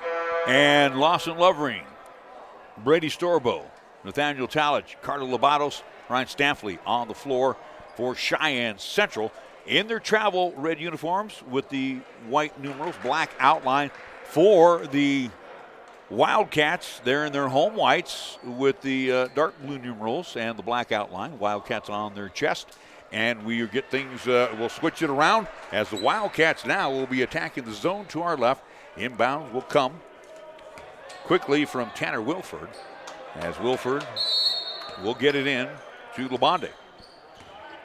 Back on the floor is Jack Hawkins. Correct me if I'm wrong, he's got 4 fouls, Nick. I do believe so. He didn't have a lot of action in that first half. Quickly, Johnson hands it over to Labonde. Pull up, throws one over the right hand. That is no good. As Labonde tried to save his own rebound and knocked it away and tried to slap it into Carter Labatos. Central get the ball for their first offensive possession here in quarter number 3. Again, as Central leads this contest right now by 2 points. Stanfley with the left hand switches over to the far side. Labatos lobs it down low, and that's easy money right there for Brady Storbo. Off the window and good. Again, the big man being aggressive on the inside. So Cheyenne Central, first points here in quarter number 3, leading by 4, 32-28. Labonde, Hawkins into the corner, long range three by Johnson. That's no good. Lawson Lovering covers it up, gets it outletted to Stanfley, now to Storbo. Brady Storbo. Down low, they'll get it to Lovering. Lovering trying to post up and then throws it right into the waiting hands of Johnson. Johnson picking off the pass and bowls over Talich. Offensive foul. And Talich, he's slow to get up as he's he hit the floor hard on his hip. As he's going to get up with his own power, but yes, he is kind of grimacing in pain, but it's going to look like he's going to walk it off. For Skylar Johnson, he'll pick up the foul, the offensive foul, which is not on the board yet. I have it down for 3. Team's first foul for Fruita-Monument here, at least in the second half. So Cheyenne Central, Talich will shake it off. He's young. He's not like us or like me. I'd break in half. Labados down low. Storbo again, left it short, battles for the rebound. Talich again ends up on the deck, and Hawkins comes away with it and throws it away. Ducking his head was Keithley. They were going to try to hit Labonte coming down the side on the far side, and they will turn it over. Central will get the ball back, so Johnson steps on out. But good to see, though, Talich after back-to-back at least falls on that hardwood again, upright, and again at least kind of powering through it, so to speak. He'll have the basketball right now on the pass from Stanfley as they will kick it over to Labados on the angle. Top of the key, lob it down low. Storbo throws it up and in. Nice job and patience by Brady Storbo to put it up and in, short range. So again, Central now wants to go low. Driving along the baseline, kicking it back out, long range three. That one won't go for Wilford on the pass from Keithley. Here comes Cheyenne Central. Talich inside to Lovering on the lob. Lovering off the window and good. So how about a 6-0 run to start out this quarter? And a timeout called by Fruita-Monument. 36-28 in favor of Cheyenne Central. 5:52 to go, third period. Back after this 30-second timeout on 1480 KRAE.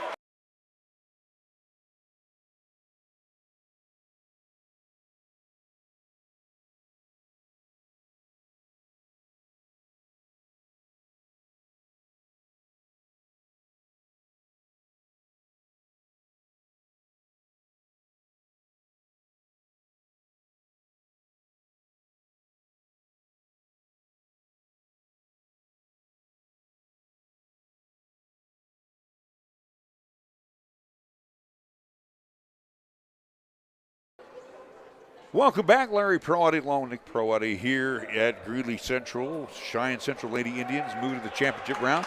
Both Nick and Chris Bolton will entertain you tomorrow. That's who you'd rather have here than me. 1 o'clock start time for that one here at Greeley Central. Again, they await the winner of Greeley West and Greeley Central. Again, that game happening immediately after this one wraps up here on this court. So looking forward to it. At least we're guaranteed one game. If Central on the boys' side does lose this contest, again, we will not at least cover that third place game. And we are back to live action after the timeout. Savage to Wilford now. They get it inside to Keithley, back out to Wilford. Labonte loses the handle. He never had it, and Stanfley comes away with it. Long pass down court again to Talich. He saves it to Lovering, slams it home. Nice job by Talich. A.B. Lovering to finish it off. 10-point advantage now for the Indians, largest lead of this afternoon for them. Savage. Spin around move off the glass and good. That was a big time move there by Cole Savage. And that will end the run by the Indians there. 38-30 our score. A lot of time left here in quarter number 3. Johnson will come in on the next horn. That's Skylar Johnson for the Wildcats. Cates on top. Storbo lobs it down low. Talich off the glass and good. Again, that is just pure fundamentals right there by Cheyenne Central, just making that look very easy. That's how you draw it up on the game plan. So we have Keithley right now. He wants to get inside, then dumps it into the corner. Labonte for 3. That one is no good, and Stanfley will clear it away for Cheyenne Central. Quickly outlets it to Cates. Wide open for the 3. In and out. Oh, a wide open look for Brady Storbo. Couldn't get it to fall. Keithley now to Wilford. Wilford runs into Stanfley as Wilford hits the deck. And I think for Ryan, that'll be his first. I do believe for Stanfley it might be his second, but either way, it'll be first team foul called against Cheyenne Central here in this quarter, or at least in the second half. So back in for Central will be Brock Storbo along with LeBeaumont. As Hawkins gets it in. Johnson in and out of the hands of Savage. Savage was wide open along the baseline, couldn't get it up. Wilford, spin around move, throws it up and in, and will draw the foul. I do believe that'll be on LeBeaumont. As again, I'll just entertain you that for the fouls, they haven't even put up the player or number anymore. They've kind of given up here at Greeley Central. Well, and that for LeBeaumont, that should be his first. As a comedic effort and whatnot to keep folks who are not here in attendance just on the at least on the inside or no. Wilford, first shot is good. I'm going back to just doing the basics, Nick. I'm just going to be the basketball commentator. Second team foul on Cheyenne Central here in this second And I'm going half. to tell you that La Beaumont, I think my numbers are pretty good. You know me for a long time doing these things. Second shot is good as well. I have more confidence in you than those down there on the floor. 40-32 our score. Inbounds will come to La Beaumont. Now to Stanfley. Under 4 minutes to play here in quarter number 3. Stanfley trots it over the timeline. Now to Cates here on the near side.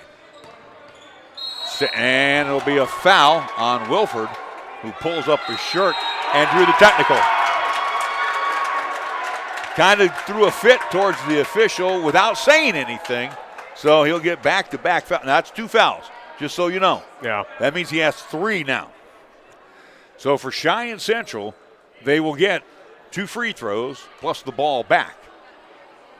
Who will go until the mark? It will be Ethan Cates for Cheyenne Central. Wilford will come off and head to the bench. Surprisingly enough, they haven't gone to Josh Henry yet. Yeah.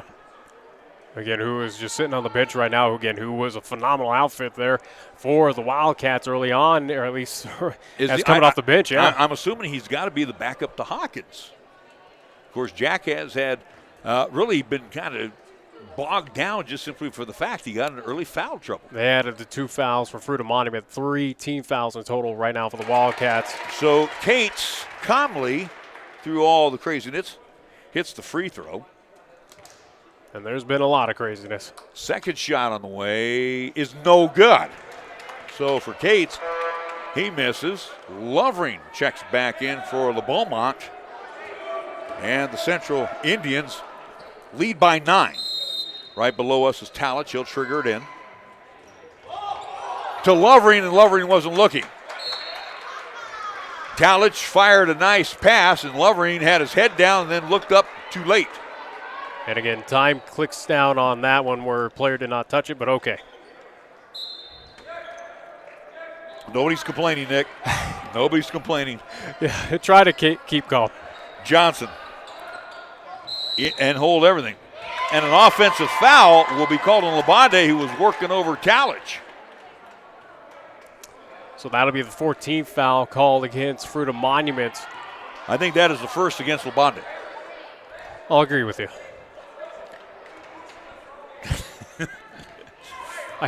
I've lost count at this point in time. We'll have to go. Well, the good thing is we get to go back and watch the video. Yeah, we can replay it, just give them a grading. Cates tried to force one into Storbo, and they're going to say it was last touched by Savage. Brock was trying to chase it down but could not catch up to it, so Cheyenne Central will get the ball on the side, or actually in the corner on the near side. Again, they're attacking the zone to our right. Inbounds will come to Lovering. He'll dish it back to Stanfley. Now to Talich. Lock load for 3. That one won't go. Rebound hauled in by Savage. He'll push it down quickly. Savage trying to go inside, bumps into Stanfley. Nice job by Lovering, but nobody boxed out Hawkins, and he'll put it up and in. So how about 41-34? Yeah, 7-point advantage now for the Indians. 3 minutes to go here in third quarter. Lovering hands it off to Stanfley. Stanfley, another bad pass.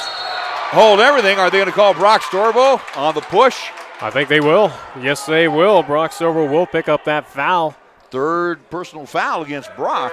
Team's third. And as we talked about, or at least you mentioned, again, number 23 for the Wildcats will come in. Josh Henry, the junior, he'll check back in as well as La Beaumont. So, again, for Cheyenne Central, they'll go with the Twin Towers. 41-34 with 2:45 on the Pepsi scoreboard. Keith Lee to Labonde. Labonde wanted to get inside, throws it to Johnson on the far side in the corner. And back to Labonde. Now they'll get it to Keith Lee to Henry. Henry on the wing on the near side. On top, down low. Savage has a shot rejected by Lovering on the pass from Johnson inside. Again, you're going to see that a lot with Lawson Lovering having the clear height advantage and standing at 7 feet tall. Savage, right of the cylinder, will trigger it in. Lobs it out to Labonte. Labonte gets inside over Lovering, no good. And again, you're shooting over Lawson Lovering. You're going to leave a lot of shots short. Down low, wide open is Labonte, who put it on the floor, hands it over to Lovering, slams it home. Lawson Lovering with another slam. And that'll get the Central faithful here at Greeley Central on their feet. 43-34. Johnson on the far side. Outside, Savage, Keithley, Labonte on a bounce to Keithley. Wasn't waiting for it. Henry now in between the loops. We get a Labonte inside. Back to Henry. Now they'll go down low to Keithley, hold everything. We're going to have a reach-in foul on Cheyenne Central. There's no doubt about that one. On Lawson Lovering, his third. Team's fourth called against Cheyenne Central, which again will prompt the big man to go take a seat. Also, too, Ryan Staffley will sit down. Looks like Brady Storbo will come back in, and also, too, looks like Carter Lobatos. Yeah, Lobatos will come back in. So, again, Central leading by 9, 43-34. It looks like an even size. Bad pass by Hawkins, taken away by Talich. Talich dumps it over to Lobatos. Lobatos off the window and good. It hung on the rim but falls in. So Carter getting his first points of the night. Central up by 11, 45-34. Henry on the wing, on the near side. Drops a bounce pass to Savage. Savage trying to dribble drive. It's cut off along the baseline. Now to Henry. Back on top to go to Johnson. Johnson steps back for a long-range three. That is no good. And Brady Storbo comes down the rebound. Quickly to Lobatos. Bad pass. Johnson knocked it into Cates' thigh, and then it went off Johnson. Johnson trying to sell it that it was off Cates. Stanfley will come in for Talich. Talich getting a much-deserved rest here in quarter number 3. He's been part of the floor a couple times. And we're going to see Keithley come back in for at least Fruita-Monument. Now we'll go at least Henry. Cheyenne Central basketball. $1:15 left to go here in the quarter. Inbounds will come to Brady Storbo. Back to Cates. Cates high on top to LeBeaumont. Stanfley now to Lobatos. Lobs it, hold everything. Got a whistle inside and a hold. This one will be on Savage. Should be the 16th foul called against Fruita-Monument here in the second half. So for Savage, he picks up the foul. That's only his first. Lobatos bounces it in. Stanfley missed the easy bunny with the left hand. A rare miss by Stanfley. Quickly, Labonte runs down court and offensive foul on Labonte. As Storbo had position and Labonte bowls him over. No bucket. So for Labonte, that's only his second. It's bonus time now for Cheyenne Central. Yeah, with a 17th foul called against the Wildcats. Again, you don't shoot on an offensive foul.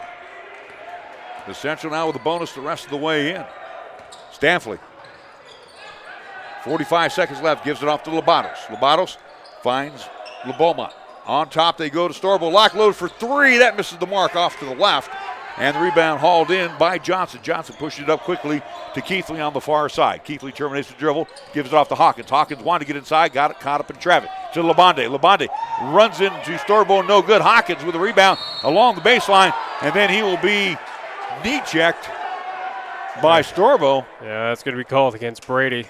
So Brady picking up the personal foul. Team's fifth called against Cheyenne Central. His second, and only the fifth, as Nick mentioned. Hawkins will trigger left of the bucket. And knocked away by Cates as, again, time ticks off. And if I'm Fruita-Monument, I'm not happy about that. Yeah, not too happy of the amount of, at least, time that does tick off on inbounds, at least plays. It's got to be touched. Yeah.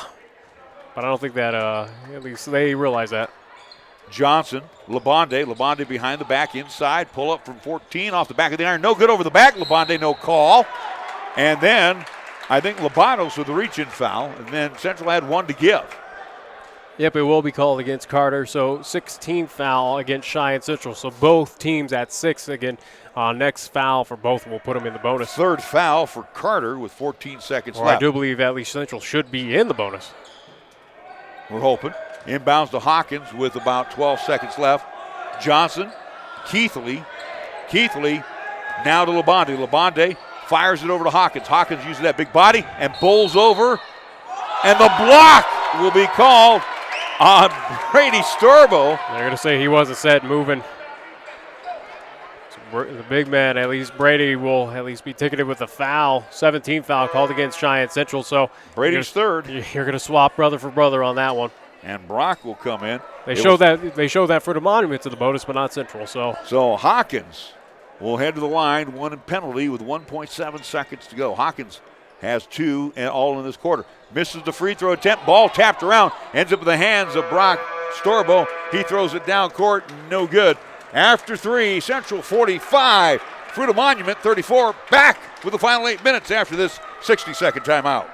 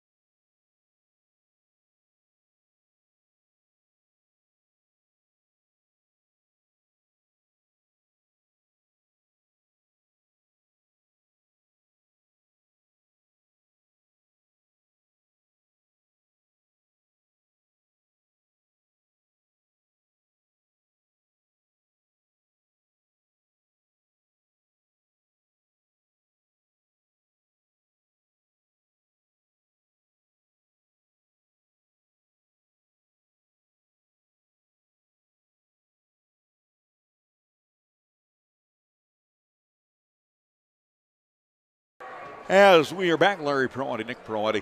Central looking to head to the championship round. It's been a rough go for Central, but they did outscore the Wildcats in quarter number 3, 15-6. Again, they had that strong start out of half, again, going on that big 10-0 run. So, again, that led to where we are right now with 11-point lead for the Indians. Talich will trigger it in as it'll be Central basketball as we open up quarter number 4.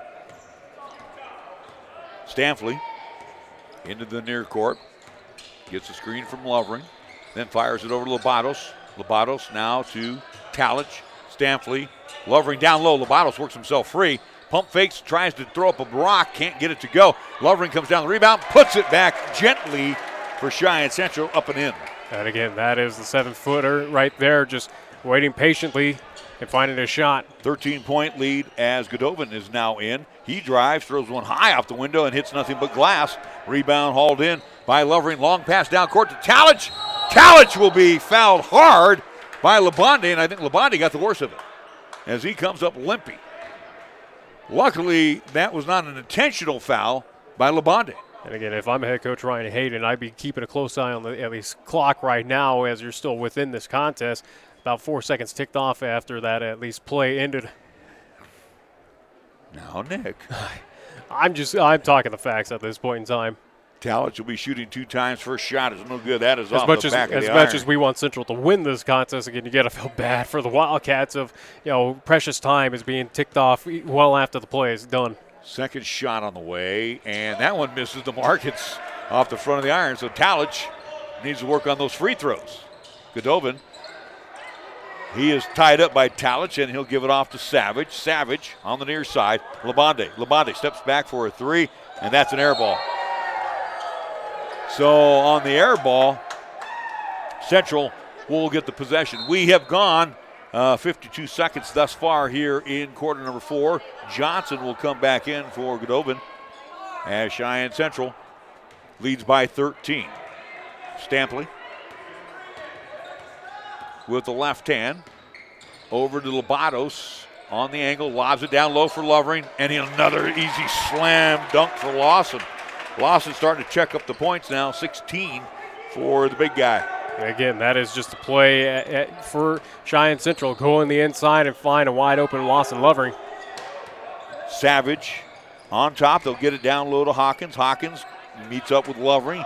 Kicks it back out. Long range 3 by Johnson is an air ball. Hawkins saves it. Nice job. Saves it into the hands of Keithley. His shot is no good. And Lovering will hit the deck hard as he'll be fouled by Hawkins. I think it's Adios Hawkins, according to my stat sheet. We'll see. I got 4 for Hawkins. Okay, we'll see on that one. 18 foul for Fruita-Monument.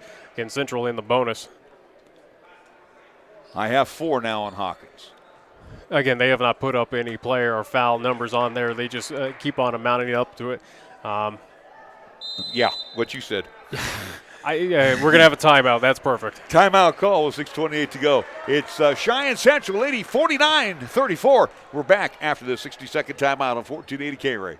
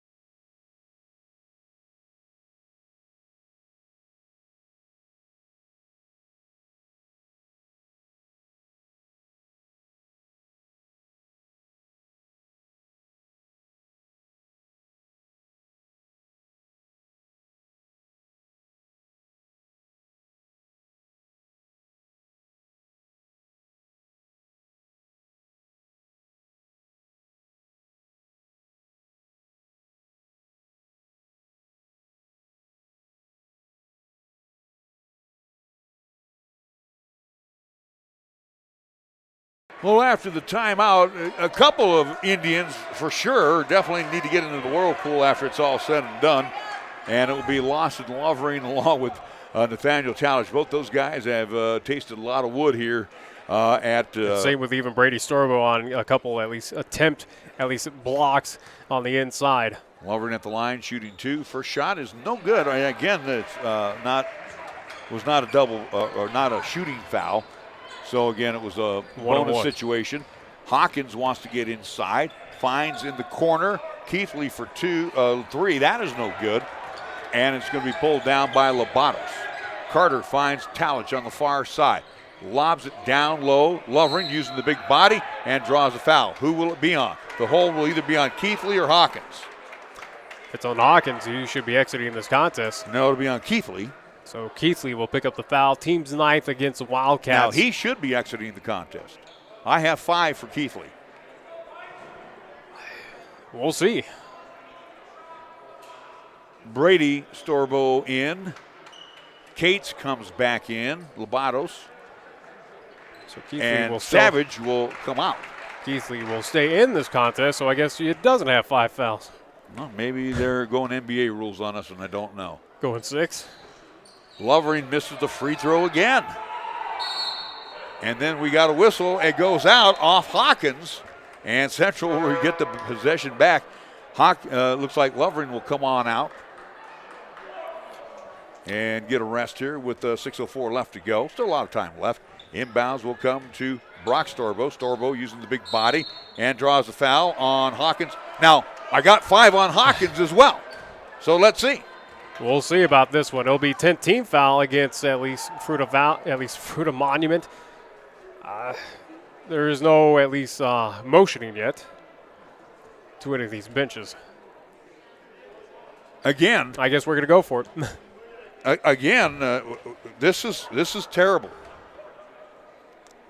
First shot by Storbo is no good. And Central missed on their last 3 free throws. At least it's in the state of Colorado. We don't have to deal with this anymore. So the state of Colorado can deal with this. Henry comes back. Hawkins, who has 5 fouls, joins Keithley on the bench with 5 fouls, but no one's calling them out. Yeah, they were calling them out. Savage. And again, Central misses their 4th consecutive free throw. And Talmadge keeps the ball alive, and last touch by Johnson, so Central will get the ball back. Wow, the free throw shooting just right now abominable by the Indians. But again, they have the 15-point lead here. The Beaumont gets it to Cates, who throws it right down at the shoes of Storbo, and Central will turn it over. All of that action, and nets nothing. Labonde. Big old stoppage of time for both teams at that point. Johnson caught up, gives it off to Savage, who's checked back in. Savage with a left-hand dribble. Over to Labonde. Labonde tries to drive past LeBeaumont, but nobody there to pick up the missed shot, and he will put it back up and in, so credit LeBonde, second effort. 13-point advantage now for Cheyenne Central. 49-36, still a lot of time left, 5:23 on the Pepsi scoreboard. Stanley, and hold everything. We may have an illegal screen on LeBeaumont. And Tag Lane wants an explanation for the official. What the hell's going on? 18th foul called against Cheyenne Central on that one. So he's not saying that. I use the HE double hockey sticks. So for LeBeaumont, that's only his second. Yeah, we're assuming that Tag Lane uses family-friendly, at least verbiage to his refs. Well, HE double hockey sticks is not a bad word. Savage driving inside, throws one for the baseline, no good. Henry comes down the rebound, but he'll be fouled from behind, legit foul on Cates. And for Ethan, that is his second. That'll be 19th foul for Cheyenne Central. Henry will toe the mark. He has yet to shoot a free throw. Again, he had all his points in the first half, 11 of them. And right now for Cheyenne Central, we're waiting for Lawson Lovering, Brady Sorbo, and at least Carter Lobatos to come back into this contest. So Henry misses the free throw. They were going to say he was in the act of shooting. I didn't see him shoot, but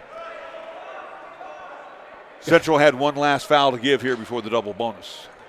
I guess you're going to have to analyze this game film tomorrow, since you will not be down here. Me and Chris will be at Greeley Central again. I feel sorry for you guys. I really do.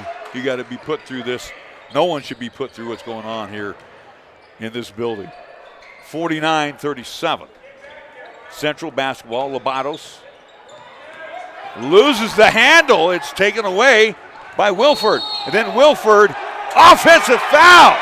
Lobatos established position as Wilford tried to bowl him over, and he will pick up the foul. Wilford has 4 now. And again, it's an offensive foul, so not a shooting situation for Cheyenne Central. Instead, they will inbound the basketball here. With 4:54 left to go in the game. Talich in the backcourt with the left-hand dribble. And he'll get it over the timeline. Being guarded by Labonte. Now high on top, they go to Lovering. Back over to Talich, now Stanley. Lobatos. Talich, Lovering. Gives it over to Brady Storvo. Talich, Lobatos. Down low they go to Lovering. On top, Stanley. Talich, Storbo. Bad pass, knocked away.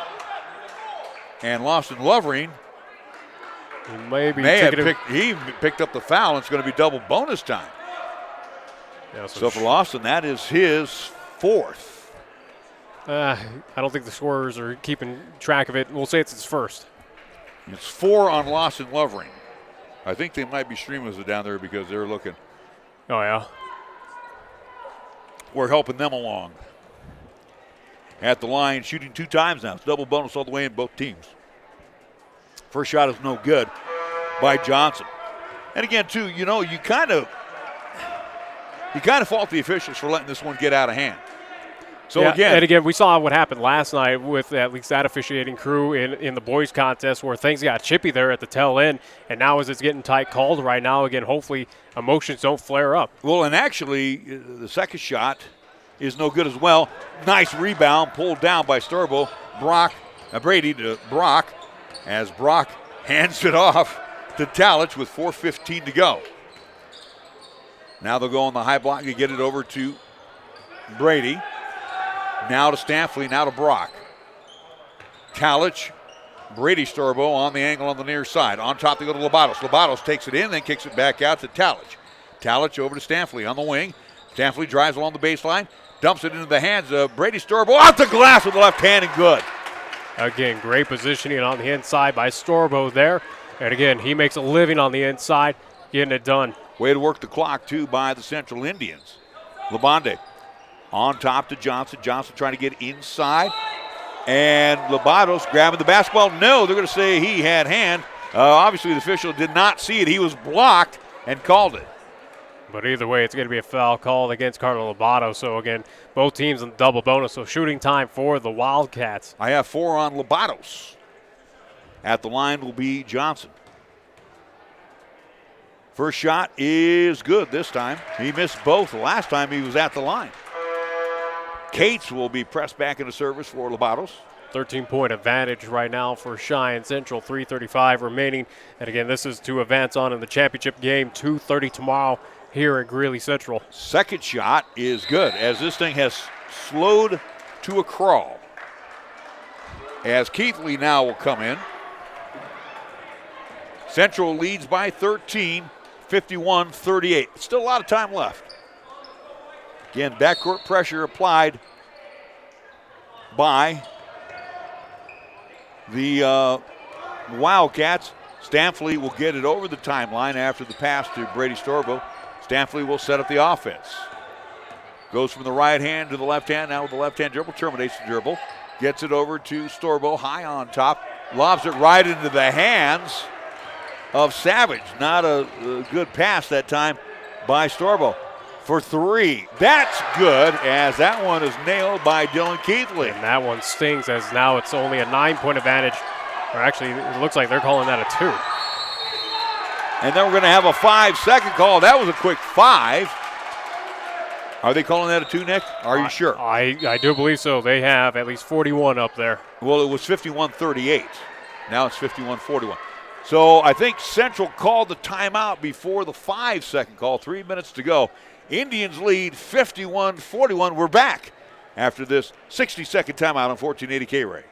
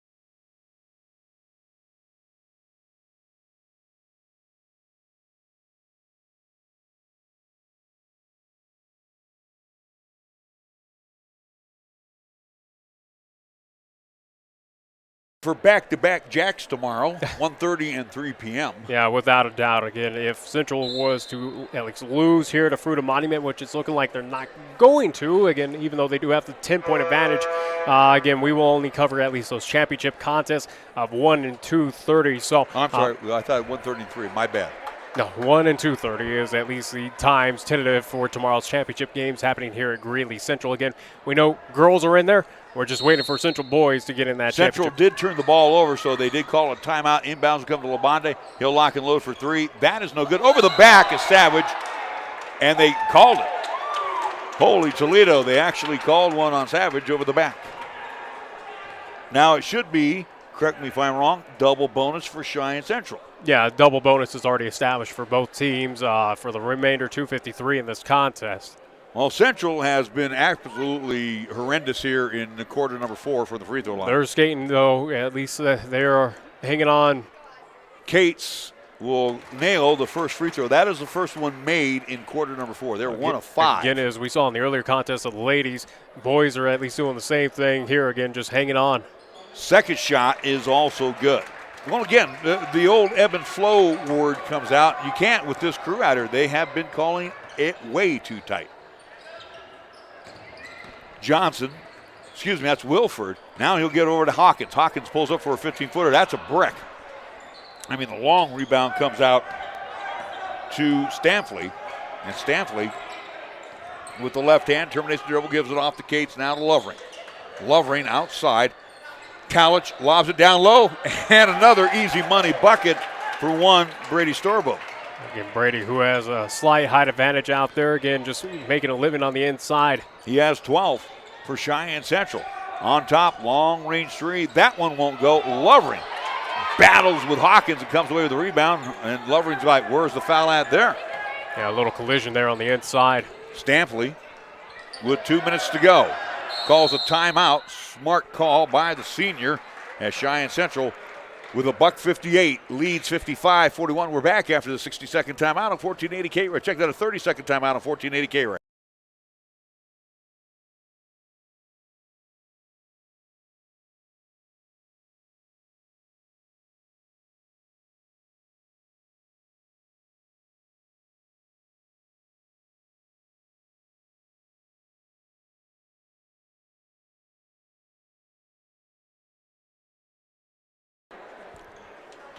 Larry Proietti along with Nick Proietti. No post game. We're going to wrap it up quickly because they got to come in here and film for the next game. Yeah, as again, it will be girls' contest, at least action here between Greeley Central and Greeley West, happening immediately after this game gets at least finished. If you get Greeley Central tomorrow, Nick, you better find out where you're going to be sitting at because obviously they use this for filming up here. We're going to have to kick them out. Cates on the far side after the timeout with the basketball with the right hand. Gets inside, dumps it down to Lovering. And an easy layup for Lawson, who is playing with 4 fouls, by the way. How about a 16-point advantage now for the Indians? 57-41. Wilford hands it over to Labonte. Labonte trying to get inside, kicks it outside, long-range three. That one rims out and tracked down by Talich. A shot by Keithley as Nathaniel brings it over the timeline, bumped into by Labonte, gets away with it. They'll get it down low to Lovering. Lovering trying to back in, gets it wide open along the baseline. Nice pass from Lovering to Storbo. As Fruita-Monument is pretty much falling asleep here in this contest, especially on the defense. They're down by 18. 59-41. Driving along the baseline, Labonte kicks it out. Savage for three. That one won't go. Crashing the board is Lovering. Lovering will drop it back into the hands of Stanfley, and we have under a minute to play. Stanfley over to Talich. Talich down low to Lovering. Lovering on Hawkins. Throws one up a little hard, and it will be picked up by Labonte. 40 seconds to go. Labonte, high dribble, and will draw the foul on Brady Storbo. With this victory, as it looks like Central's going to come away with it, they're going to move to 5-0 on the season. For Fruita-Monument, they're going to drop to 5-3 overall. And again, Central, as they move on to the championship bracket, at least championship game, they await the winner of Fort Collins and Greeley West. That game being played here later on tonight at 7:30. Labonte at the line, shooting 2 times for a shot is good. 59-42. Very hard fought contest by both teams. Victory, again in the pocket of Cheyenne Central as Skylar Johnson will come in. Second shot also is good for Labonte. 59-43. Inbounds, long pass to Talich. Talich now will hold it. Clock finally starts as they got that one right. Inbound. Cates, bad pass. He tried to lazy it, and Hawkins comes away with it quickly to Labonte. Labonte gets it to trickle on in as it's 59-45. Cates with the basketball. Gets it into Lovering. Lovering in the backcourt. Finds Cates with 10 seconds left on the Pepsi scoreboard. Talich now will back it out under 10 to play. Talich can try to dribble it out, being harassed by Labonte, and time has expired. Final score, Cheyenne Central wins 59-45. Back-to-back championship games coming up tomorrow right here in 1480 KRAE. Back after this 2-minute timeout. College. It's filled with classrooms, instructors, and exams. But beyond that, it's filled with curiosity, budding friendships, insightful conversations, and so many opportunities. There will be people like you, and you, and you.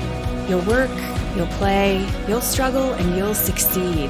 But when you allow yourself to pursue your dreams, you'll learn what you're truly made of.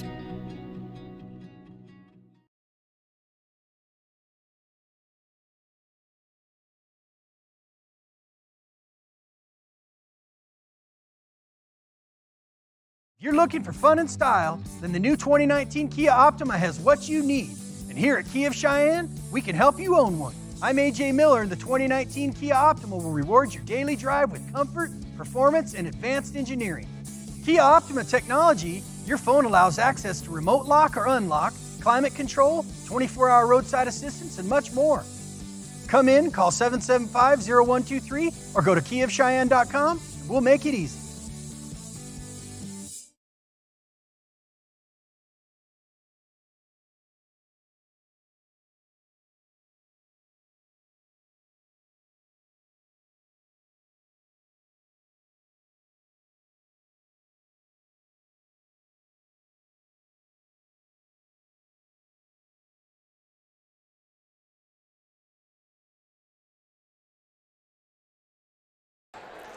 Cheyenne Central goes to 5-0 on the season as they win by the final score of 59-45. Final numbers for Cheyenne Central. Austin Lovering leading the scoring parade. He had 18, 14 points for Brady Storbo, 7 points each for Nathaniel Talich, and 7 for Ethan Cates. 5 points for Randy LeBeaumont off the bench, 4 points for Ryan Stamfley, and 2 for Brock Storbo. For the Fruita-Monument Wildcats, they had 16 points from Marcus Labonde, 12 off the bench for Josh Henry, 5 points each for Skylar Johnson, 5 points for Cole Savage, 2 for Dylan Keithley, and 2 for Jack Hawkins. They scored 13 in the first, 15 in the second, 6 in the third, 11 in quarter number 4. Central scored 11 in the first, 19 in the second, 15 in the third, 14 in the fourth quarter. Final score again, Cheyenne Central wins 59-45 for Nick Proietti. And again, thank you to our engineer back of the house, Trowa Elbert-Armstrong. We got to wrap things up here. I'm Larry Proietti. We return to regular pro. What do you got? Just want to remind folks again, 1:30, or at least, 1 o'clock tomorrow, tip-off time, as we'll have double-header action again with Cheyenne Central. Again, as that championship games, again, 1 o'clock, 2:30 tentative start times. So at least anticipate about a 2:40-ish pregame show here on 1480 AM, 101.1 FM, 1480KRAE.com, and video live streaming on Periscope via Twitter, and also to the 1480KRAE YouTube channel. Myself and Chris Polton will be on the call here tomorrow afternoon. All right, thank you again to all our fine sponsors. Once again for Nick Proietti and Trowa Elbert-Armstrong, I'm Larry Proietti signing off from Greeley Central High School. Cheyenne Central wins 59-45. They are now 5-0 on the season. We will return to regular programming right now on 1480 KRAE. Good night.